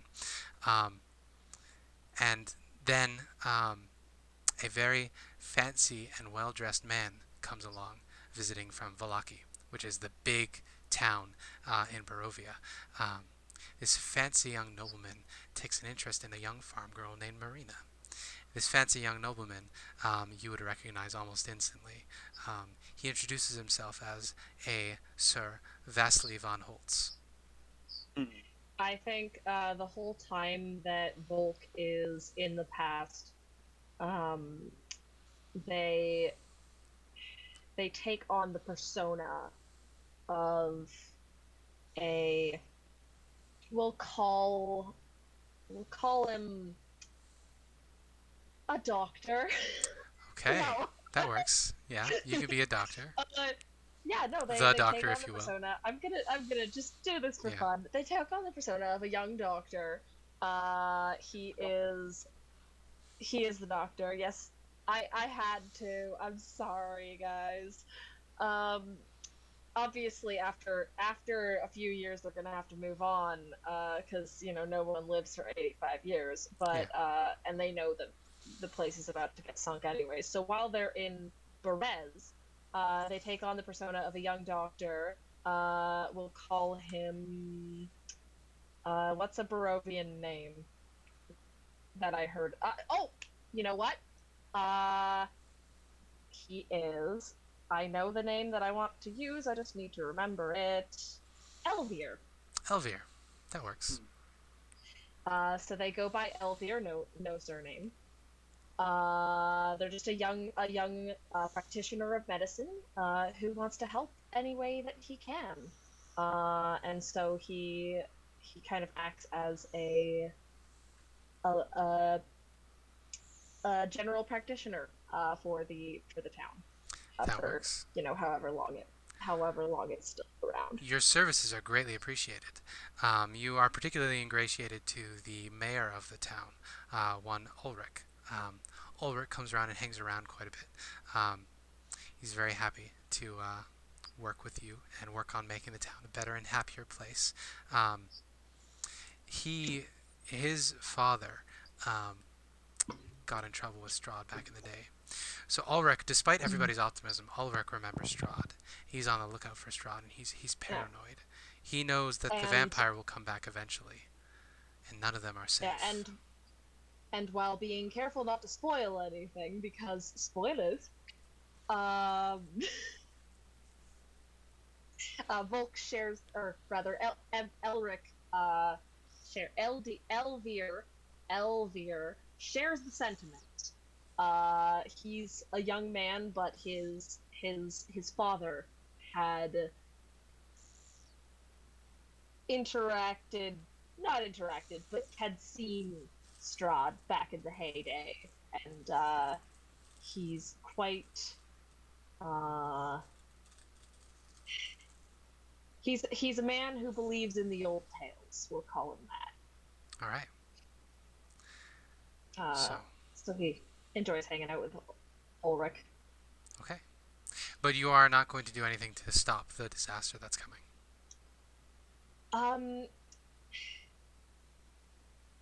Volk. The thing is, like, I feel like the whole, like, fixed point situation that the doctor likes to deal with, I feel like Volk understands that if they try to interfere and change the past, the future may be irrevocably damaged. And so they don't do anything, because they're afraid that if they try to change it, it will become worse. That's fair. So you have plenty of time then, especially if you're not going to try to intervene, if you're just trying to live your life. I'm going to share what is in the Tome of Strahd now for you to read at your own leisure. All right! I got my 8 days, guys! Yep. Hey, you only have to wait 35 years afterwards. Nice. Yeah! No, 20, no, I'm 85 years in the past, so whoever wants to read it next only has to wait 15. Yep. So if everyone dies except Volk, you can just wait 15 years for the next group of adventurers, or the reborn versions of us. Read it again, be it like 24. You can read this on your own time, but you know a lot more about Strahd's psychology now. Basically, Berez is a very happy place right on the edge of doom, and so Ulrich is paranoid. He wants to keep things happy, wants to keep the wine flowing. Berez is an important trading hub for the rest of the valley. Vallaki is sort of the metropolitan center, but Berez is sort of the stopover point between a bunch of other places. They store vast amounts of Champagne de la Stump under the church here, which is the magically enchanted wine which fortifies people against the despair that is fills Barovia. Now, Volk happens to have I have one bottle of Gold Foil Heroes Feast wine. there you go. It hasn't been made yet. Nope. It's of a very I keep that secret. But yes, so you watch the town go about its business. This nobleman, Vasily von Holtz, comes and falls in love with this young farm girl. Around this time is when an old lady appears out of the mists as well. This old lady quickly ingratiates herself to people by selling cure-alls and ailments of all sorts, very much taking your niche, and you can recognize her as Baba Lysaga quite easily. She establishes herself. I guess she wouldn't recognize me either. She wouldn't recognize you, no. But this explains why she recognizes you in the future. Yeah. So, Don't like her. as an observer, Baba Lysaga establishes herself in the community, and as this romance is going on between Marina and Vasily von Holtz, she whispers sweet nothings to Ulrich, telling him, that nobleman, he seems oddly polite, and he always asks permission before entering buildings. She gives away the game, and Ulrich, paranoid that Vasily von Holtz must be Strahd in disguise, kills the young farm girl, stabs her in the heart in her sleep. Strahd is so upset by this, by suddenly being betrayed by this village, which he finally was established and finally had friends and a family. He comes back with the vengeance of a just god and destroys the place.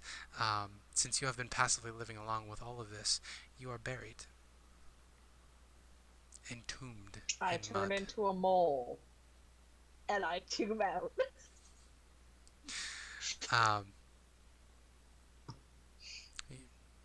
You were able to do that. That is the face of a DM that had a plan? That just got ruined. I did. You have a barrow seed! Yeah.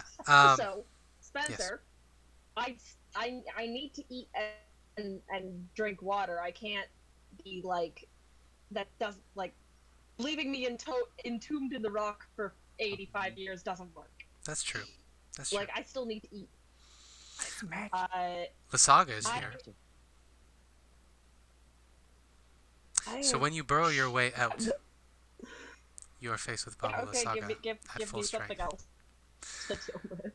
How would you handle Baba Lysaga at full strength? Because Lysaga now sees you burrowing up out of the muck, realizes that you're not exactly where you're supposed to be. She would demand you identify yourself. And what you are doing here. So, Volk uses their second wild shape of the day to turn into their cat form, or tree sim, rather, and speaks to Baba Lysaga. Merely a traveler from a distant land. I don't plan to interfere in anything you're doing. They'll murder you in like 85 years, and then you have to get a new body. Fuck you. Lysaga would snicker at that, and she would say, if you're not interested in interfering, would you at least be willing to help with some chores? Depends on what they are, I suppose. Alright. Then I think a significant part of the next 85 years, if you would permit it, you can hang out with Baba Lysaga and be kick-ass witch friends. Hey. It's kind of cool. If you want. No, like if she doesn't ask them to do anything particularly heinous, I think that they will be like, this seems like a safe place to bed down for the next little while. And I think when they hear about, at some point they will hear about the presence of some interesting individuals wandering around Barovia, one of which is a tiefling with wings. They will find some errand that brings them out into the middle of the woods. And they will spend some time in the middle of the woods, just like not in the ones that are mists, just in the woods. Spend a few days, weeks, however many, until the conditions seem appropriate. And then they will wander out of the trees into the clearing where the stone circle is. Okay. If that's what we're gonna do, I was gonna have you Is that be. all right with you? Yeah, that's all right with me. I was gonna have you be entombed in a grave, and they were gonna exhume your body and bring you back to life. But this works too. Volk has a good memory for days, mostly. That works. So in the interim, If you're all you got to know Baba Lysaga pretty well. Baba Lysaga was Strahd's nursemaid. She knew all of this was going to happen, and she made sure it happened. Strahd doesn't like her. He blames her for everything that's gone wrong in his life. He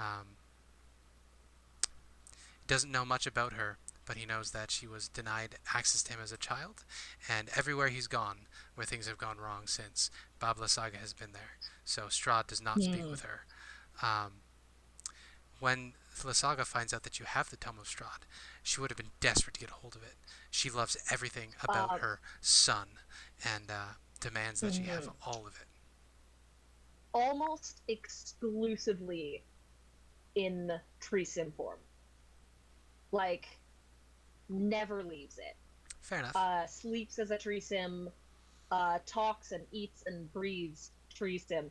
Occasionally will turn into a human, but almost never. Okay. Exclusively, I am basically Baba Lysaga's captain. Okay, that works. For the next 85 years. Might learn about, I think, Volk is extremely cagey about where they were before, who they were before, because Volk understands that Baba Lysaga is a negative figure, and is basically just staying with her because it is convenient. That works. And because they know she's going to die. Okay, that's fair. And so... So what you're saying is you want to keep hold of your Tome of Strahd. You don't want to give it to her and create a time loop. Yeah. Okay. There's not going to be two tomes. No, thank you very much. Yeah. In that case, she got it some other way. Anyways, yeah. If she got my Tome of Strahd, then I wouldn't be able to read my Tome of Strahd because it would be 15 years too early. I mean, you could read your Tome of Strahd and then give it to her. Yeah. And then get it back later. Yes, but then hers. If I read the Tome of Strahd and then give it to Baba Lysaga, then the one that I pick up 85 years later still has another 15 years to go on its cooldown, so then I can't read it when I get stuck in the past. Unless you waited 15 years when you were in the past. 100 years. But then there's another 60 years to go before I can, or 70 years before I can. It doesn't work. So anyway, the time loop doesn't work. Volk's wonderful Groundhog Day century has passed. You can rejoin the party. Everybody's waking up from their long rest, and you can emerge from the woods. Can I say that I've had a long rest before I? Oh, you've had many long rests. Left the woods. Yeah. Okay. You had 85 years of long rest. Yeah. Cool. So that I guess I get all my hit dice back. And you would get the 2 wisdom points. Yeah. Ooh. Wonderful. I can choose my new spells. And now, And there's only 24 hours until the wedding. Yeah. Why are you rolling a flute? I just wanted to see how well I can play my flute, but apparently it got dirty during the, I don't know, sometime. So does Volk just like appear out of a clearing? That's a good question. I suppose. Sorry, I was distracted trying to choose my spells, but Okay. I will do that later. I am self-conscious about this Um, session because I realize I've yeah. talked a lot and there's not been much game. I'm very Oh sorry no, about it's that. good. Good. Oh, I enjoyed it. Yeah, no. Okay. The Treesim form of cat of the Treesim form of cat, the Treesim form of Volk, and I think while they were with Babala Saga, Volk went by cat, Okay. just cat. And so the Treesim form of Volk, just kind of wanders out of the woods, curls up like I think it's like an hour before the long rest ends. Just wanders out of the woods, curls up like by Celina's feet, and doesn't say anything. Yeah. Yeah. Volk is back with the party. Yeah, Does you not guys acknowledge wake any of up you. and the cat's there. Volk, what? Did you manage to get out of the mists? In a way, don't think I ever left them. Well, you left the mists back into Barovia, I suppose. Ah, But what yes, I happened? suppose What was it that's. like?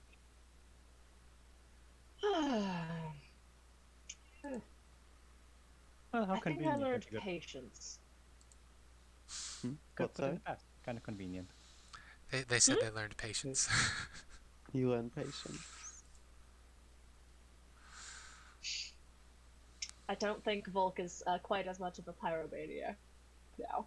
After all those I've years. mellowed out a bit I'm over trying. 5 years. I'm trying to choose non-fire-based spells, and it's very difficult. There are some good ones. Fire Undead spells though. are also good. Fire's a Anyways, part of nature. Hmm? Fire's a part of nature. Yeah, I know, it's so good. Yeah. So you were just floating around for 8 hours. I believe it was. Honestly, I don't remember. It was so long ago. It was quite some time ago. Oh, a bit of context, I suppose. I believe. Well, you know what I'll say. This town was so much more beautiful in its heyday. So you were spat out in mists in the past before Perez was destroyed. Yes, it was a tragic, um, Did you try to stop a it? tragic tragedy. I did not. Well, why not? Perhaps. Why not? Don't know. I think it's been so long I've forgotten my reasoning, but I think I was afraid that trying to change the past would only make it worse. That makes sense. Well, it must have been hard to just wait all that time, but I'm glad you're back. Yes, Yes. indeed. Are you? Is everyone ready to make the way to Castle Ravenloft? I suppose so. Maybe he has my coat. That would be lovely. So, the information that you gleaned from the journal may be relevant to your journey to Castle Ravenloft. Von Richten, you may recall, went hunting for one of Strahd's divine anchors, the red one, as opposed to the blue and green one. The blue is the sword one, the green was the emerald. As far as you know, Von Richten wasn't successful. You now know,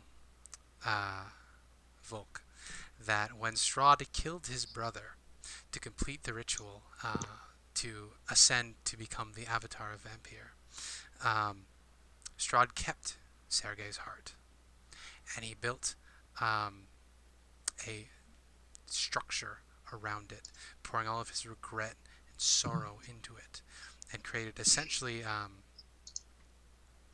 a shell of his brother's life, which Strahd is magically connected to, that gives him a magical amount of vitality. It wasn't the crypt, was it? It's above the crypts. Okay. It is one of the towers. It doesn't actually say in the description here which tower it is, whether it's the north or south tower. It's the high tower. There you go. No, it is the north tower. The north tower in Castle Ravenloft is where the Heart of Sorrows, which is what this magical construct is held, is called. It is the divine anchor of Strahd's own creation. You know that if you break this, Strahd loses a significant amount of his health. So while you are in the castle, it may be worth it to go after this. You said this was the north tower? Yes. The high No. tower, or the northern tower, in the Castle of Ravenloft. Hit that. Interesting. Question. Yes.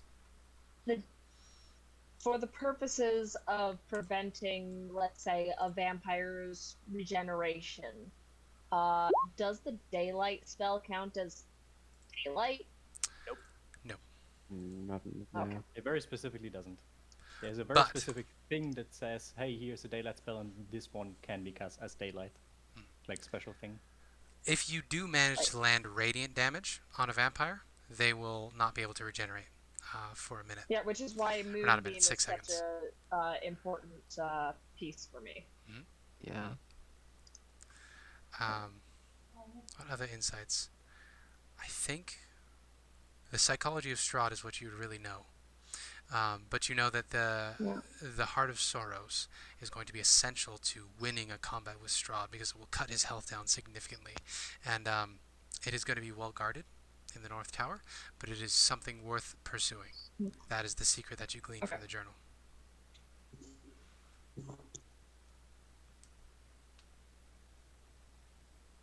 Cool. Yes. We're gonna go for dinner. Any loose ends you want to tie up here first? Oh, I can tell you that Ulrich, you didn't actually go here on the map, but I can tell you that Ulrich's remains, Strahd paid a visit to Ulrich, disemboweled him, and hung him upside down from the chapel itself. So Ulrich's remains are in the chapel, but his ghost haunts his manor. His manor has also been overrun with magically grown, cursed poisonous snakes, because Ulrich is remembered as the snake that stabbed Strahd in the back.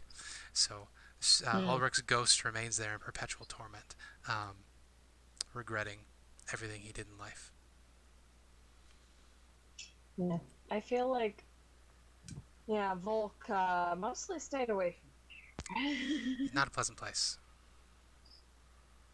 Yeah. If you have any other questions for me about the history of Barovia, I can tell you more, because you have been around here for nigh on a century at this point. So if you ever want to know something about any bit of lore about the Society of Barovia. I wasn't a native of Barovia, but now I technically am. Yeah. You were born I think here. I was to begin with. Yeah.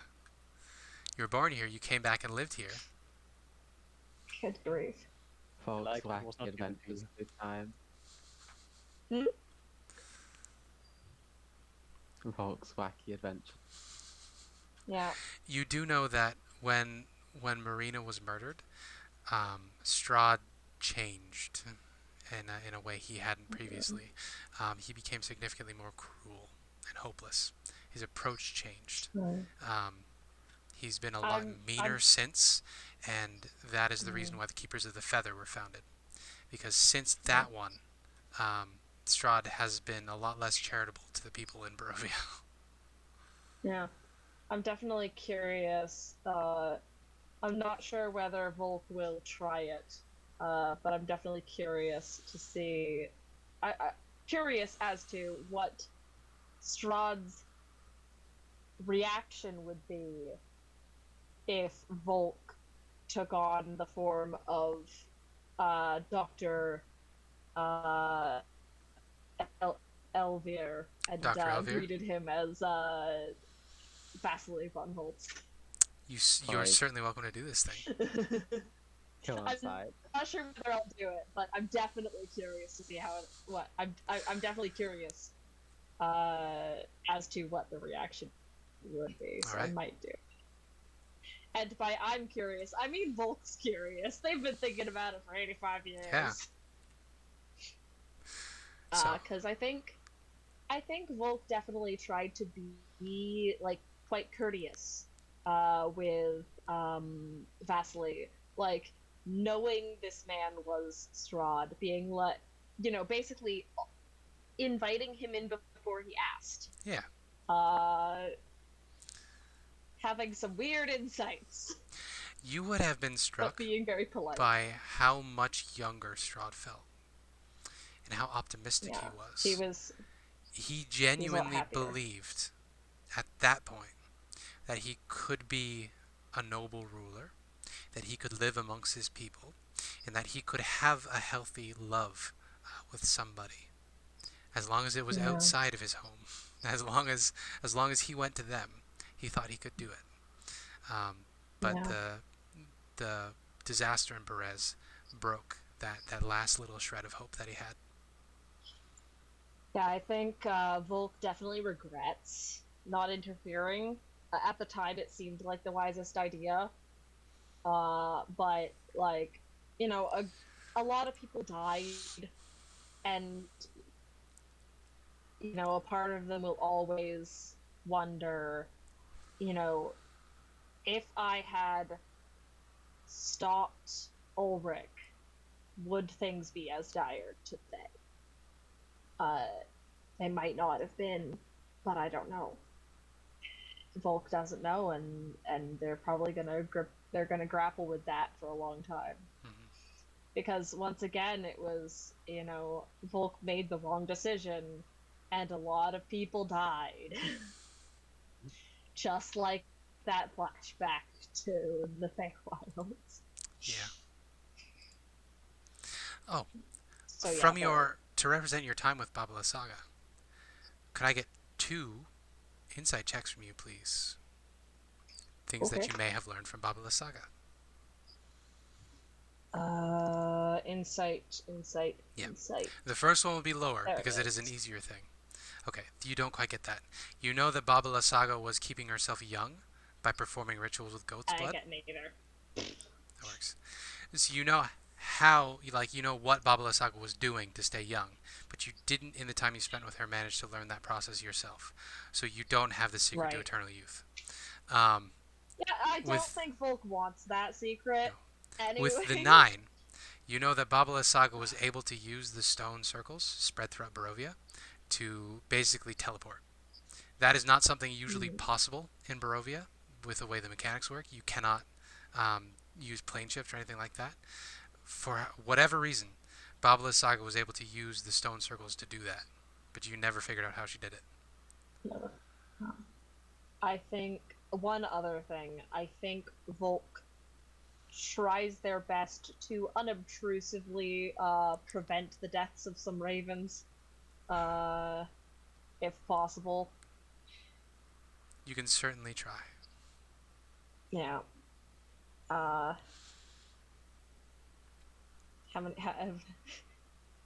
What do you want me to roll for that? You probably don't have to roll. Okay.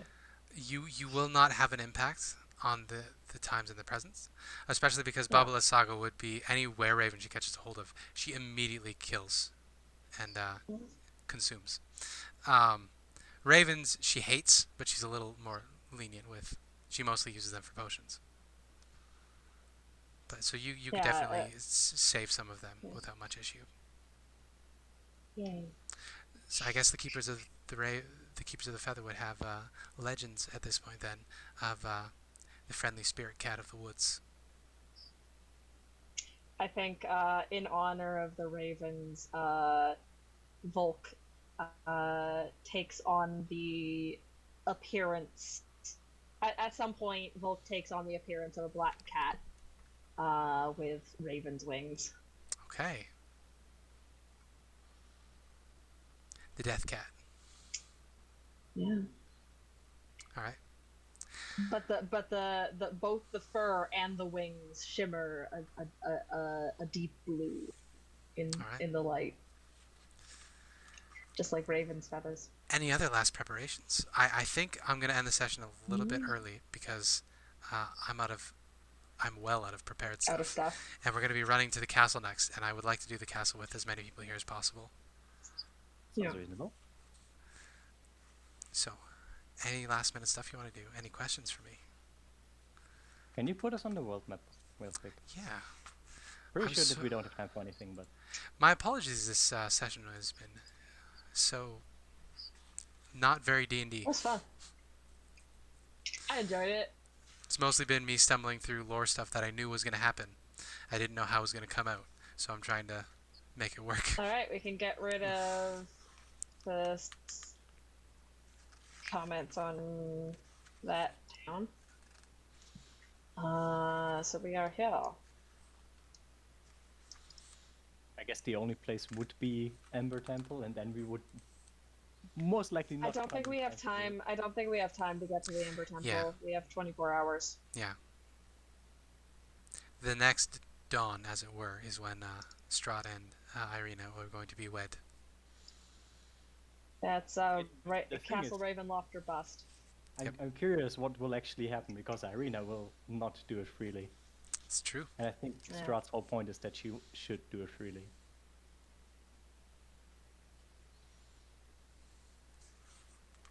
If only Rory was still there, she would have more insights, and maybe could be able to tell the group more what's going on.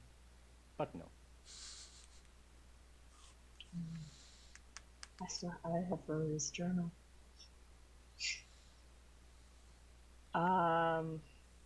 Yeah. I'm willing to have more conversations in character if you guys want to, but Well, Astor's getting food delivery, so Astor's away for the moment. You could have tried to meet Mordenkainen. Tell him it's a bad idea to fight Strahd. Hey, if you fight him, you're gonna lose. Well, and then your student is gonna come or maybe I give him a little tip that helps him survive. I leave a potion of feather falling. Hey, that works. That works. Because the fight with Mordenkainen was at the top of the Sayre Falls. They fought for kilometers as they flung spells at each other, and then Mordenkainen had to fake his own death by jumping over the falls, leaving his staff of power and robes behind. Yeah. Along with his spellbook. Staff of power, obviously. Yeah. All right, I'm going to. Ugh. He took it from me. What would I still have after all this time? I don't think they would have held on to the children's fairy tale book. That's fair enough. Maybe you dropped it on the road. Make another time loop. Yeah. Ha. I'm shenanigans. I think they would have sold the ivory hairbrush. Okay. Worth 25 GP. I don't know how much gold they still have after all that time.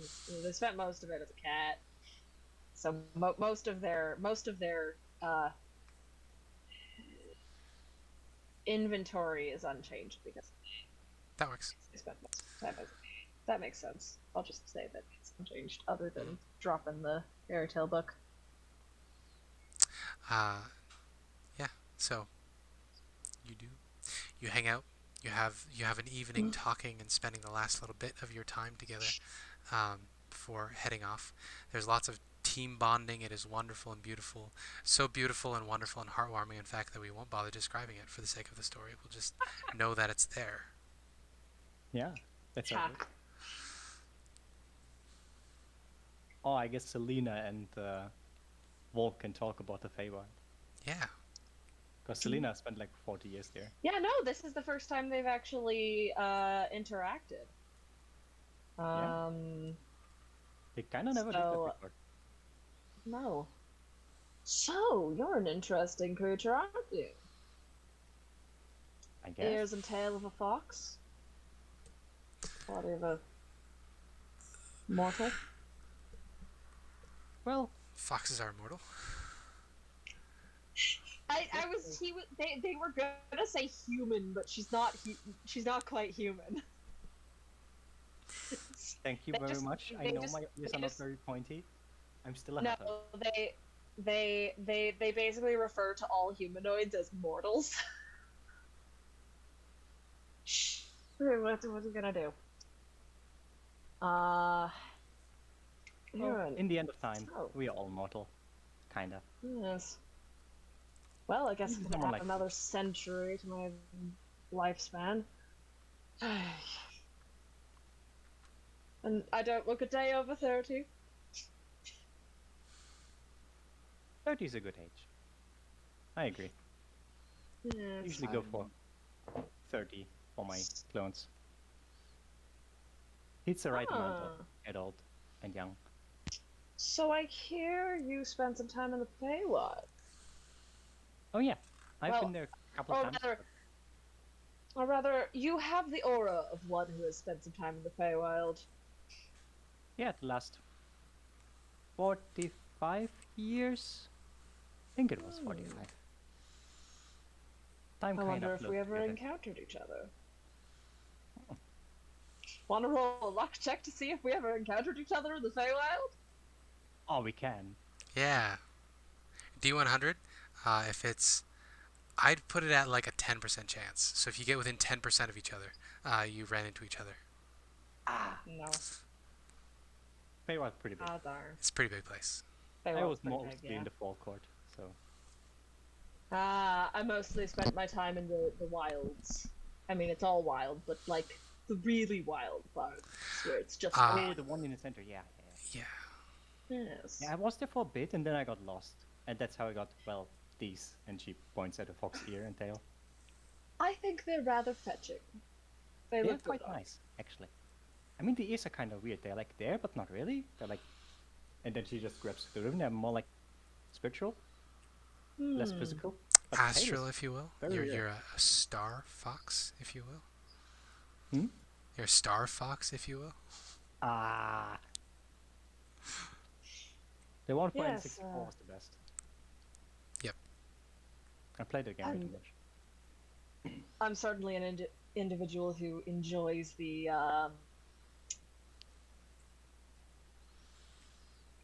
non-humanoid shape. I'll put Yeah, that up. I noticed. That way. Yes. Oh, I could do this one. And I can't remember what it's called. The shifting? Where you change your appearance? Yeah. There's like a specific term for it, and I keep forgetting.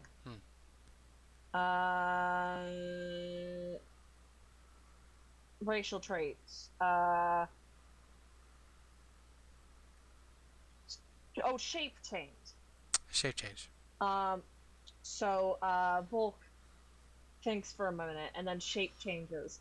And instead of a little black cat with feathery raven wings, they are now a tiny green dragon.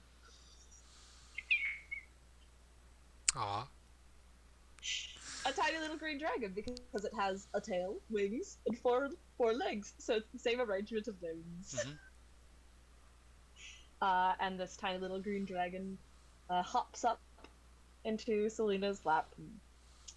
No, they adorable. continue Purse. to chat. The dragon purse.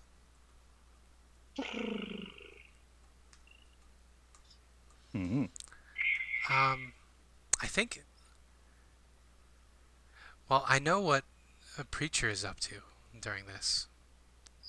Preacher is probably hanging around the circle, talking with DeSantis. You can certainly ask Sabiki when he's back, but DeSantis and Preacher have a bit of a destiny with one another. He was here as a hook for Habiki's character. Redmond, on the other hand, is probably going to be spending most of this time with Vasilka, I would imagine. Vasilka is quickly learning words, and she's stringing them together very, very rudimentarily. But yes, she is Cool. growing in awareness very quickly. That's awesome. I love that. Then she can say how much she hates everything, how much pain she is in. So yeah, there are lots of options moving forward. You've gotten lots of different perspectives on how to possibly defeat Strahd. You've now spoken to a Grim Reaper about what you can do about Strahd. You've spoken to Rudolf von Richten. You've spoken to Madame Ava, of course. So there are lots of options you can pursue. To Mordenkainen, who just said, no! Yeah, just ignore him. Let somebody else deal with it. And just get out when you can. You always does that. Yep. Nobody is more important to Mordenkainen than Mordenkainen. Yeah. You can just bring it back. Just bring it back now and, like, bait his ego or something. Yeah. Oh, do you want the names of those 4 gods, or those 4 dead powers that were mentioned? Yeah, that'd be given to me. Yeah. So Descentus didn't give you their actual names. He gave you their titles. You probably recognize some of them. I know you recognize at least one of them as a Critical Role fan. That was... I think I recognized it from the description. Yeah. The Whispered One, the King of Ghouls, the Bloody-Handed, and the Eternal. These were some of the dark gods that killed the Raven Queen, that caused her to become what she is. Which is a god, functionally, but outside the regular pantheon. She is beyond gods, in a way. To me, so, I think the King of Ghouls, that sounds like Orcus to me. It is not Orcus. Demon Lord of Undead. It's not Orcus. Yeah. Okay. It's a different character from Forgotten Realms lore. Okay, I guess we'll find out then. But yeah, Whispered One, that's that. Yeah. But these are some of the beings that you will be able to likely contact in the Amber Temple if you want help. We can do that after we have stopped the wedding and hopefully not all die the horrible death. Can't wait to sell our souls to... I object! I feel like there's Rory's shop. I wonder if she's still Wait, alive. no, that's in a court of law. It's Objection. Stop this wedding? I don't know. What's the thing that the guy yells when he runs? I object. Like, wait, I love you. Oh. I object. Don't marry him. I love you. Please come back. Objection! Hold it! Objection, hearsay. The Phoenix, just Phoenix Wright sound. That's Phoenix Wright.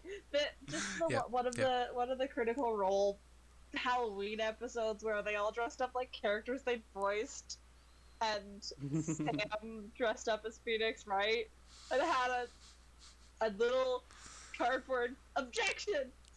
That's beautiful. That's wonderful. It was really dumb, but I loved it. I mean, that's pretty much the description of Sam Riegel. Yep. Yeah. Beautiful, really dumb, little but dumb. also really funny. Yeah. I assume we're going to be doing Castle Ravenloft next. Yeah, so right now, or just anything you want to do before you head to the castle. This is the moment at which you're like,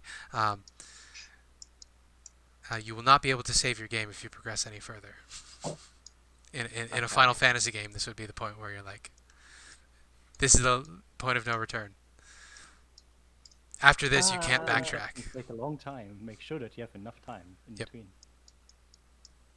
Yeah, Volk wishes they could send a message to Elvir. They don't have sending. Oh, they could talk to the ravens. The ravens are still hanging around. You can cast Animal Messenger. You can cast Animal Messenger. Oh, you won't be able to get a reply. I could have sent the message a week ago. Yeah. You won't be able to get a reply, but you'll be able to send the animal out. Yeah. Yeah. Yeah. I'm sorry we didn't get to know each other better. But, I don't know. Do you guys my think life we'd is be able not to... fun. Do you guys think we'd be able to kill Strahd without, like, without everything? I think, no. If we just without have to everything. break, if we just have to break the gem, I thought we might He have is to very like. powerful.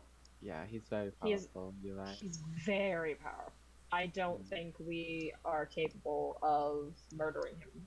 We'll need the Legion of Argynvost, commanded by Redmond, the Legion of the Lost. Exactly. Yep. You know that Argynvost's skull is somewhere in the castle. If you can get a hold of that skull and bring it back to the beacon, you should be able to return them to their oaths, and they'll be able to remember their honor. Just Lord of the Rings. I feel like the 80-year time skip for Volk is like a prime opportunity for me to be like later like use a plot point to be like, oh yeah, no, I set up something for this situation. Yeah. But Lothryn don't exist anymore. They don't exist anymore. Don't exist anymore. Which is unfortunate because they were being given to you by a specific dark power that you can meet. Fortunate. But it was messing up the game balance, so. Oh, also, I'm glad it's gone. is the group actually trying to have a talk what the plan in Castle Ravenloft is? Because just going there like, hey, we have been invited to dinner and we kind of want to stop the wedding. You should plan. We can also. I think we definitely should plan. We can also talk at the start of next session. But you can also talk now. All of that is perfectly acceptable. When we end this session, I will describe what your Uber looks like, and that's where we'll end the session when we're ready. But you can talk and speculate as much as you want. Our plan, we don't know the interior of Castle of Ravenloft except the basement. We've only been to the basement. Okay. While we do this, I would also use a Toatl spell and cast this and basically tick all of the boxes so that no one can scry on us with divination magic. That is a very good plan. Ooh. It makes it so people from the outside can't see inside, can't hear inside, can't teleport inside or out of it, and... Are you aware if people are trying to? I don't think so. Okay. Never Creatures mind in the area Pretend I can't be didn't ask. targeted by divination spells. Yeah, so we basically want to get the Heart of Saurus, destroy that, get the Skull of Argynvost, get Irina, and get out. That's basic plan. But So obviously Celina we don't know the interior, so there's not really much planning we can do beyond that. I mean, that would already be a lot if we managed even one of those. Yeah. Celina would be very open about the fact that she does not plan to fight Strahd whatsoever. Yeah, we don't plan on directly fighting Strahd. I mean, she would try to find one of her missing magic items and then just leave. Yeah. So wherever But Strahd she's keeps not that. going to fight the one that absolutely destroyed her mentor, knowing that she is currently very limited in her abilities. And her plan is just leaving. And she would be very, very open about that with the party, that she does not mean to fight, she does not mean to win against him, Yeah. she just means to get the means to get out. Just with there to one loot. diamond. Yeah, I don't think we're planning on having a confrontation with Strahd in this particular encounter. Just an emotional confrontation.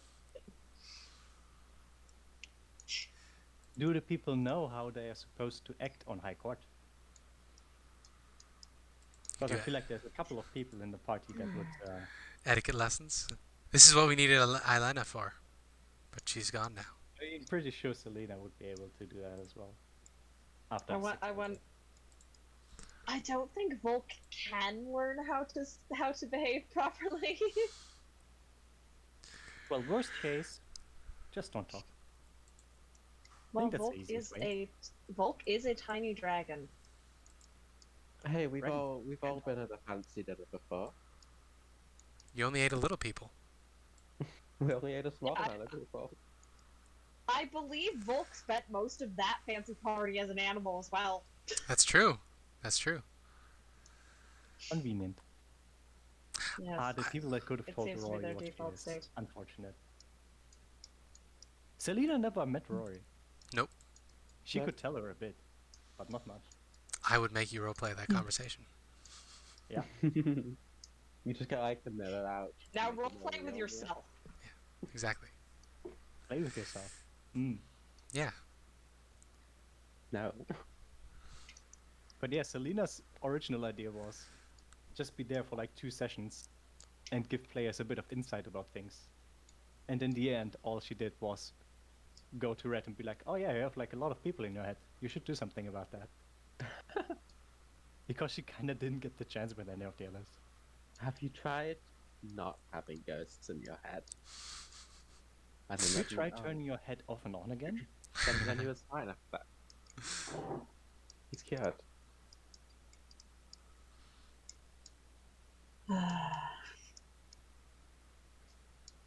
I bet it will be lovely and nothing will go wrong. Yeah, we're just gonna walk up. Strahd's like, hey, buddy, old pal, chum, buddy pals. Yeah, I don't know. On the verge of everything you could ever want. Getting everything you could ever want. Just let us, ruin your plans a little bit for your own good. Trust me, you'll thank us. Let us just could I just have a look at your sword real quick? Just you wanna pop them out for me?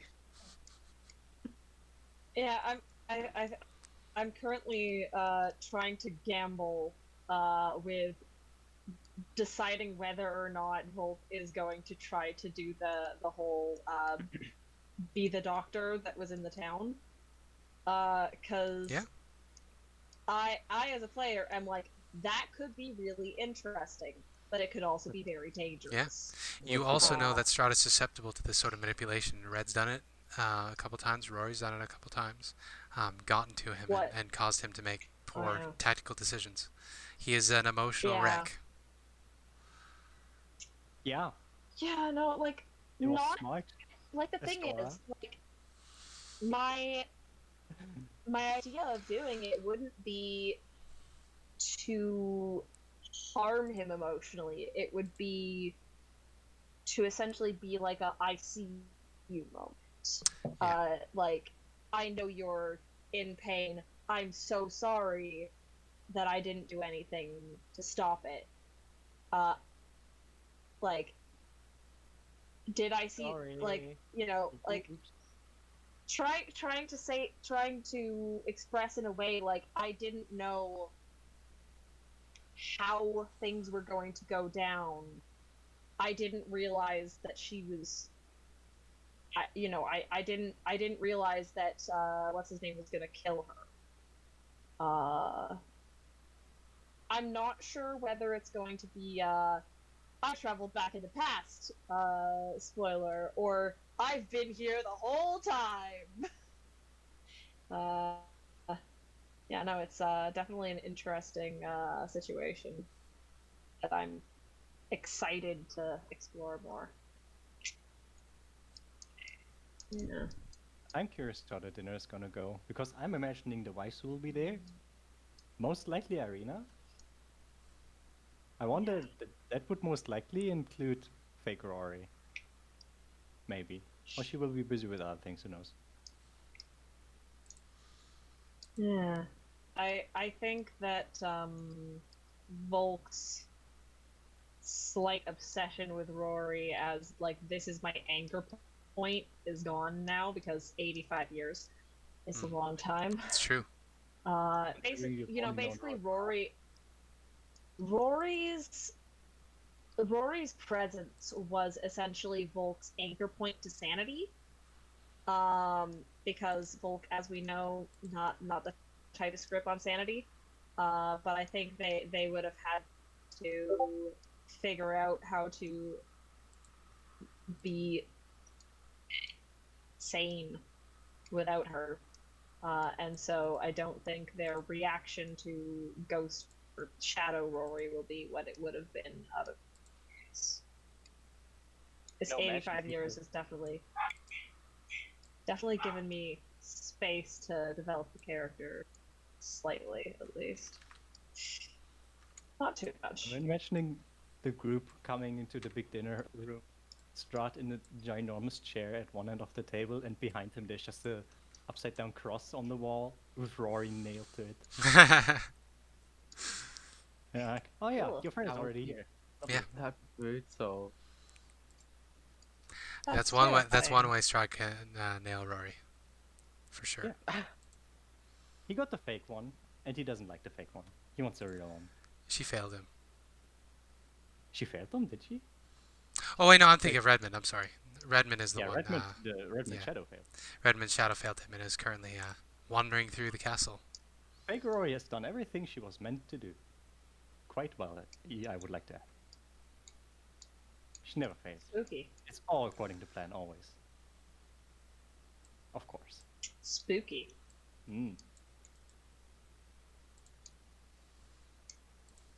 It would have been interesting if Rory would have been moved back in time. I feel like all of her goodness would then leave again, and she would just. Well, first of all, she would be dead. Yeah, she'd Or be Yeah. like reborn Vol- 10 times Vol- your again. grandma. Only a few of us could handle that 80-year gap without. Well, Volk could have Too many learned the way to consequences. eternal youth, but they weren't paying too much attention to their witch friend. Volk was probably intentionally not paying attention there. I know the dice. I think the dice told a story there, It's true. which is, I mean, one, Volk is already immortal. Volk is already has eternal youth. Like at some point, Baba Saga has got to be like, why is this cat still around? But no, like. Volk isn't interested, and I don't think that's the type of knowledge that I think that's the type of knowledge they would actively avoid. Like I think they failed that check because they didn't want to know. That's very fair. How to travel around the stones. I think that they tried to learn that one but didn't, because that's cool. Mm-hmm.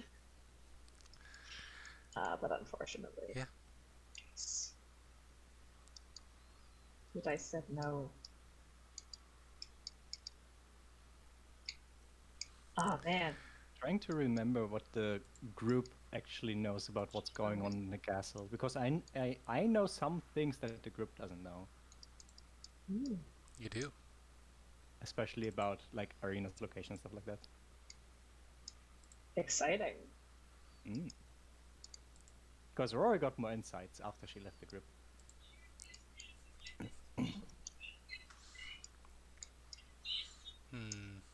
I suppose. I'm hyped for a thing that most likely will happen, and it doesn't even have anything to do with Strahd.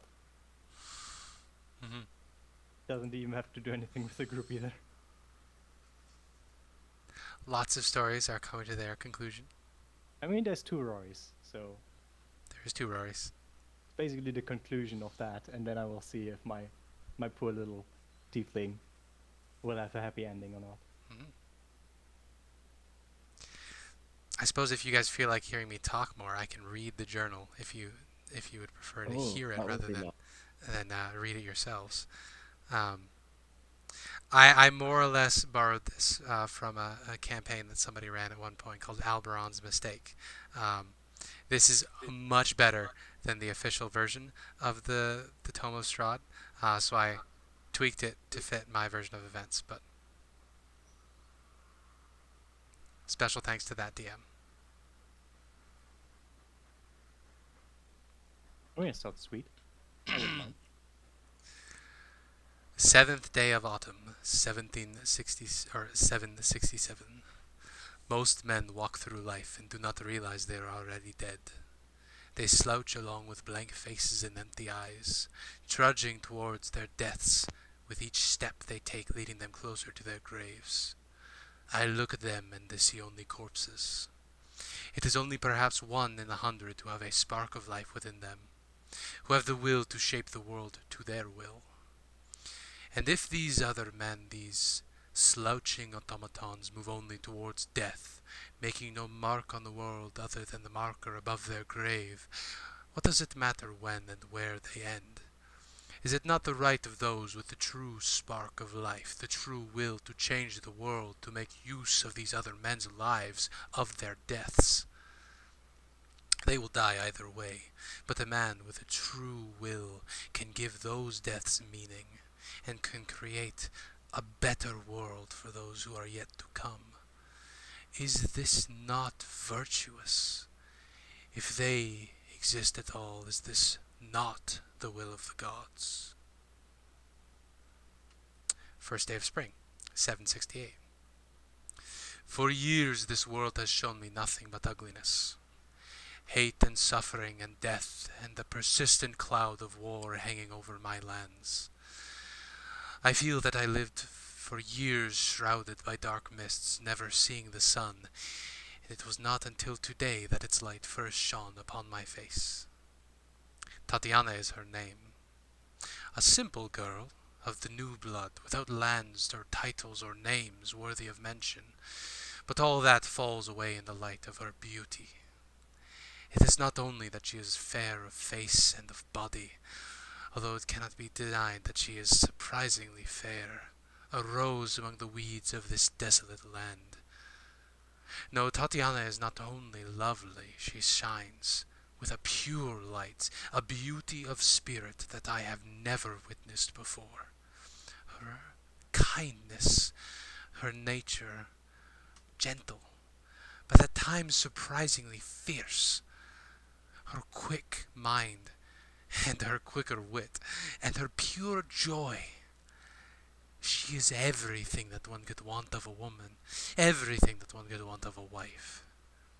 I feel that I have been searching all of my life, without realizing that I searched, for Tatiana alone.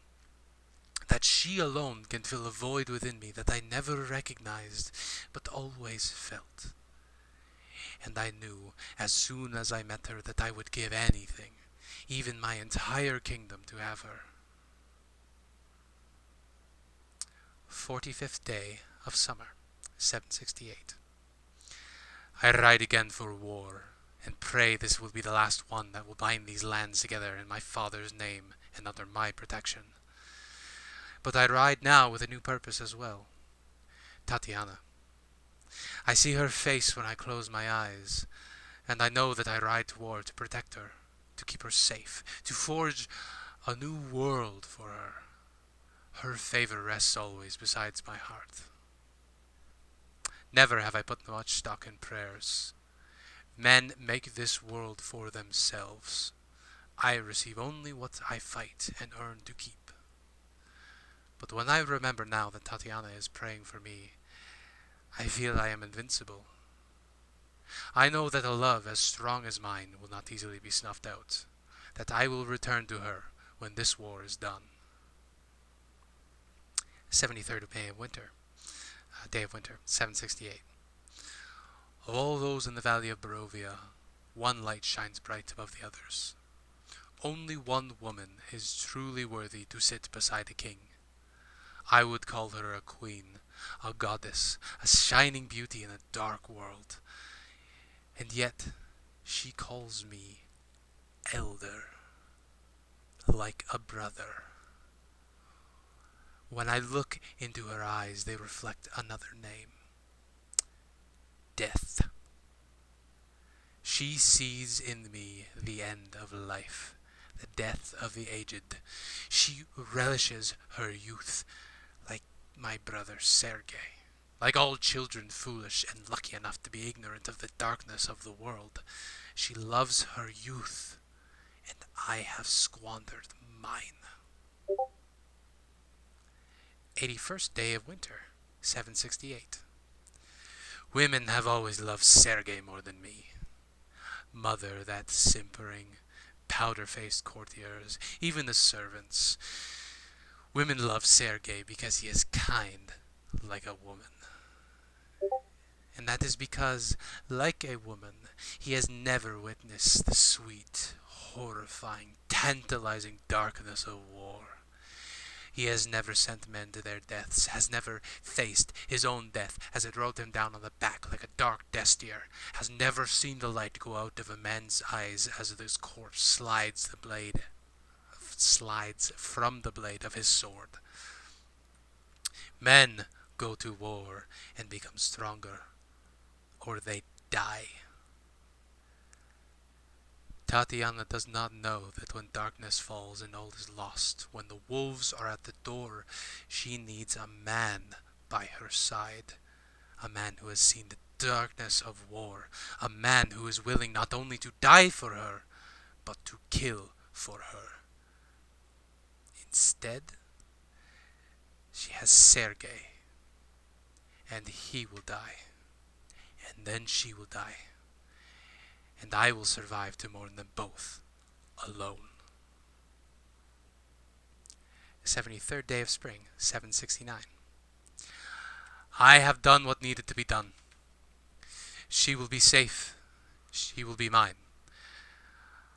I sorrow to cause her pain, but I have known in my heart what needed to be done, and I have done it, no matter the cost. Just as I always have, just as I always will. 14th day of summer, 769. My Tatiana has fallen ill. She has always had a fragile constitution that it seems the shock she experiences put a heavy strain on her. I regret that it could not have been avoided, but I know it was the only way. I called in my best doctors, and they said they could do nothing for her, that she has given up the will to live. I brought them below and pressed them further, encouraging them to think creatively. Perhaps I pressed them too hard. They can do nothing for her. I must seek another solution. Time, as always, races against me. 36th day of summer, 769. I have found the answer. A way to save my Tatiana, to keep her with me. I traveled to the edges of my land, and I found there something lost, something hidden away, something preserved in amber, magics thought too dark for any man to know. These magics held the secret I needed to save her, and perhaps in saving her to save myself.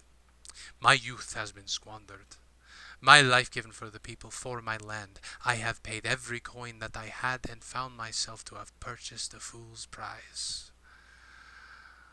I have never feared death, but time. Time has always been my greatest enemy.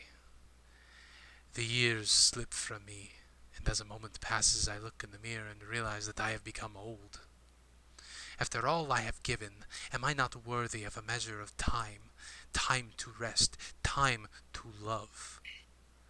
There are costs, I know. Those have been made clear to me.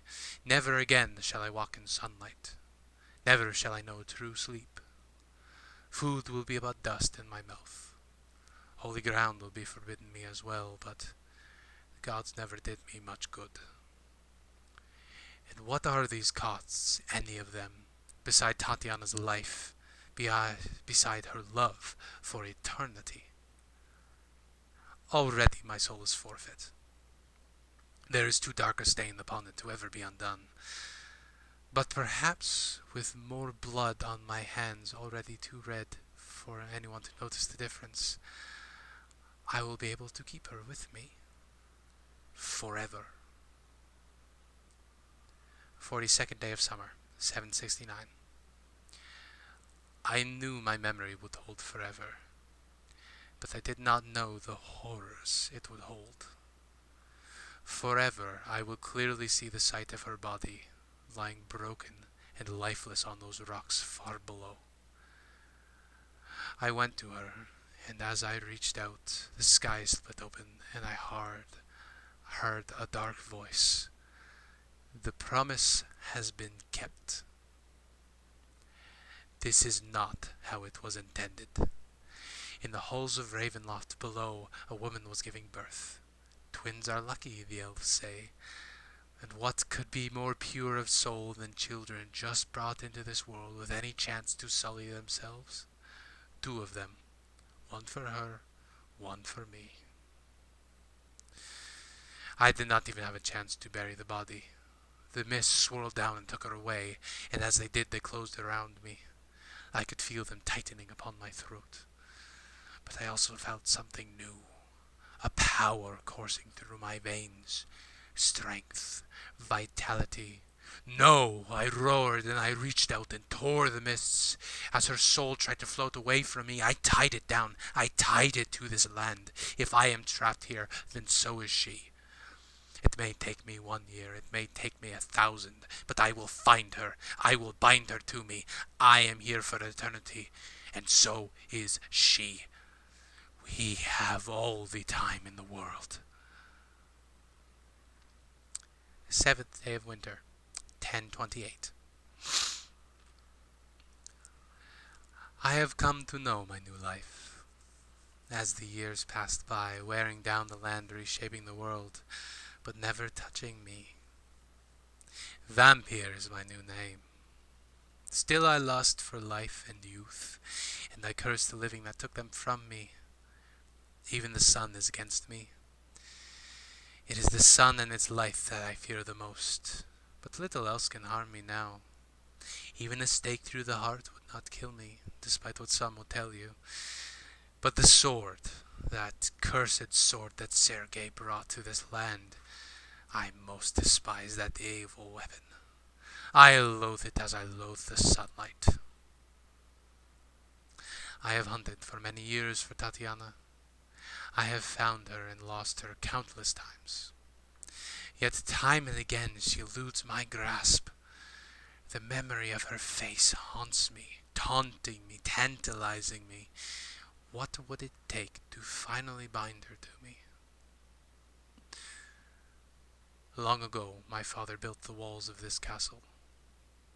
Now I have made a new home for myself far beneath its walls. I live among the dead and sleep beneath the very stones of this hollow castle.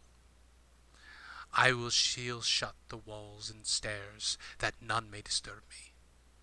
If ever I fall and must return to this dreaded box, that constant reminder that life is not mine. Each time I fall I am reborn. Each time my mind grows darker. I must find Tatiana. I must have her, or all else has been for naught.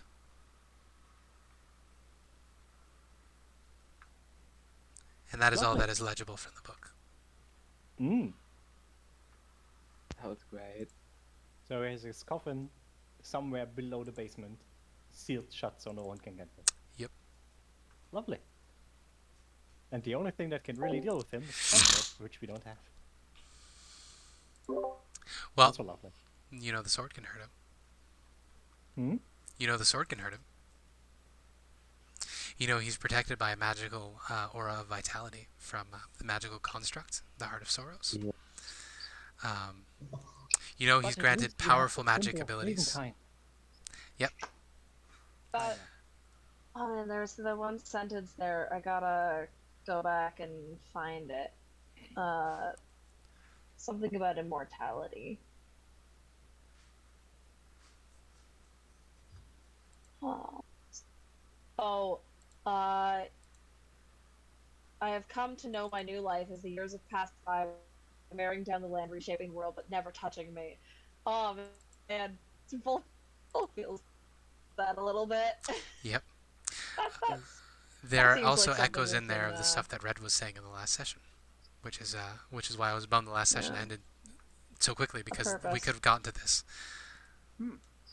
But, I think the sword's probably at the amber, wasn't it? Yes. Judging by what got her name now. Madame Ava. Yeah. Madame Ava. What she said. The end of a long road beyond a set of amber doors and a pile of treasure. Faceless God, Yeah. just that. And you know that the sword ended up there because Strahd eventually got a hold of the sword and demanded his court wizard Kazan, who was desperate to become a lich, demanded that Kazan destroy it. Kazan couldn't figure out how to do it. He was very mad about this because Kazan was convinced he was the smartest wizard ever to live. So Kazan took it up to the Amber Temple to hide it from Strahd and pretend that he had destroyed it. Yeah. That's not very smart. The question is, who's gonna wield the sword when we get it? If we get it. If we don't all die in the castle. Well, we're gonna, yeah, shut up, yeah. Be positive, have some positivity, some optimism. I am very certain that at the dinner, it's gonna be Strahd, his 4 remaining wives. Or is it 3? I think it's 3 plus his right and left hand. Yeah. His 2 wives, his Um, chamberlain, his courtier, and his butler. and the 2 funny zombies from the little kid, which is Yeah. fucking Her scary. her bodyguards. I'm pretty sure they would just completely annihilate us. Oh, as well as Evil Rory. Yeah. And you have with left Redmond's hand. shadow running around somewhere. Yeah, but he's just crazy. Somewhere in the corridors. I think I have faith in us. I think we can do it. Let's run down the stuff that you can use. Hopefully we're not fighting him this time. We've No. got Yeah. some other fetch quests to finish first. Because there's the Heart of And Soros, some there's the sword. allies to make. There's the sword in the Ember Temple. There's Strahd's sword, which you could potentially find a way to take away from him. Yeah. To take some of his higher level magic abilities, his mystic arcanums. So, a thing that I know and that Rory knows, I don't remember if the party knows, is there is a sanctum in the castle. I think it is the You grave guys did of see it his brother. Yeah, I think when you it's were in the the grave of crypts. his brother. You did Because see. the wall was locked off Yeah. and felt holy. You Like, did see Rory got Sergei's sick tomb. when she was still vampire and evil. So So it's a safe spot. I think for us, best maybe. case, because I think besides just trying to talk to the guy, we want to stop him from marrying Irina, would be somehow freeing her. And if we can take her out, because I'm 100% certain that he will not let us leave with her under any circumstance, would be to get her into the safe zone. Because at least then he can't do anything about her. Yeah. And my plan for Rory would be that she gets locked in there with her together. Kinda, maybe, who knows. And I wonder how he will manage that.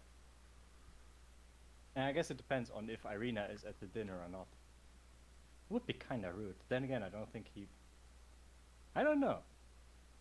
Would he have her at the dinner because it would be rude not to? Would he let her out of the tower though? That's the question. No answer. Yeah. Because we don't know. Oh, I should give you an image. This never ended up coming up organically.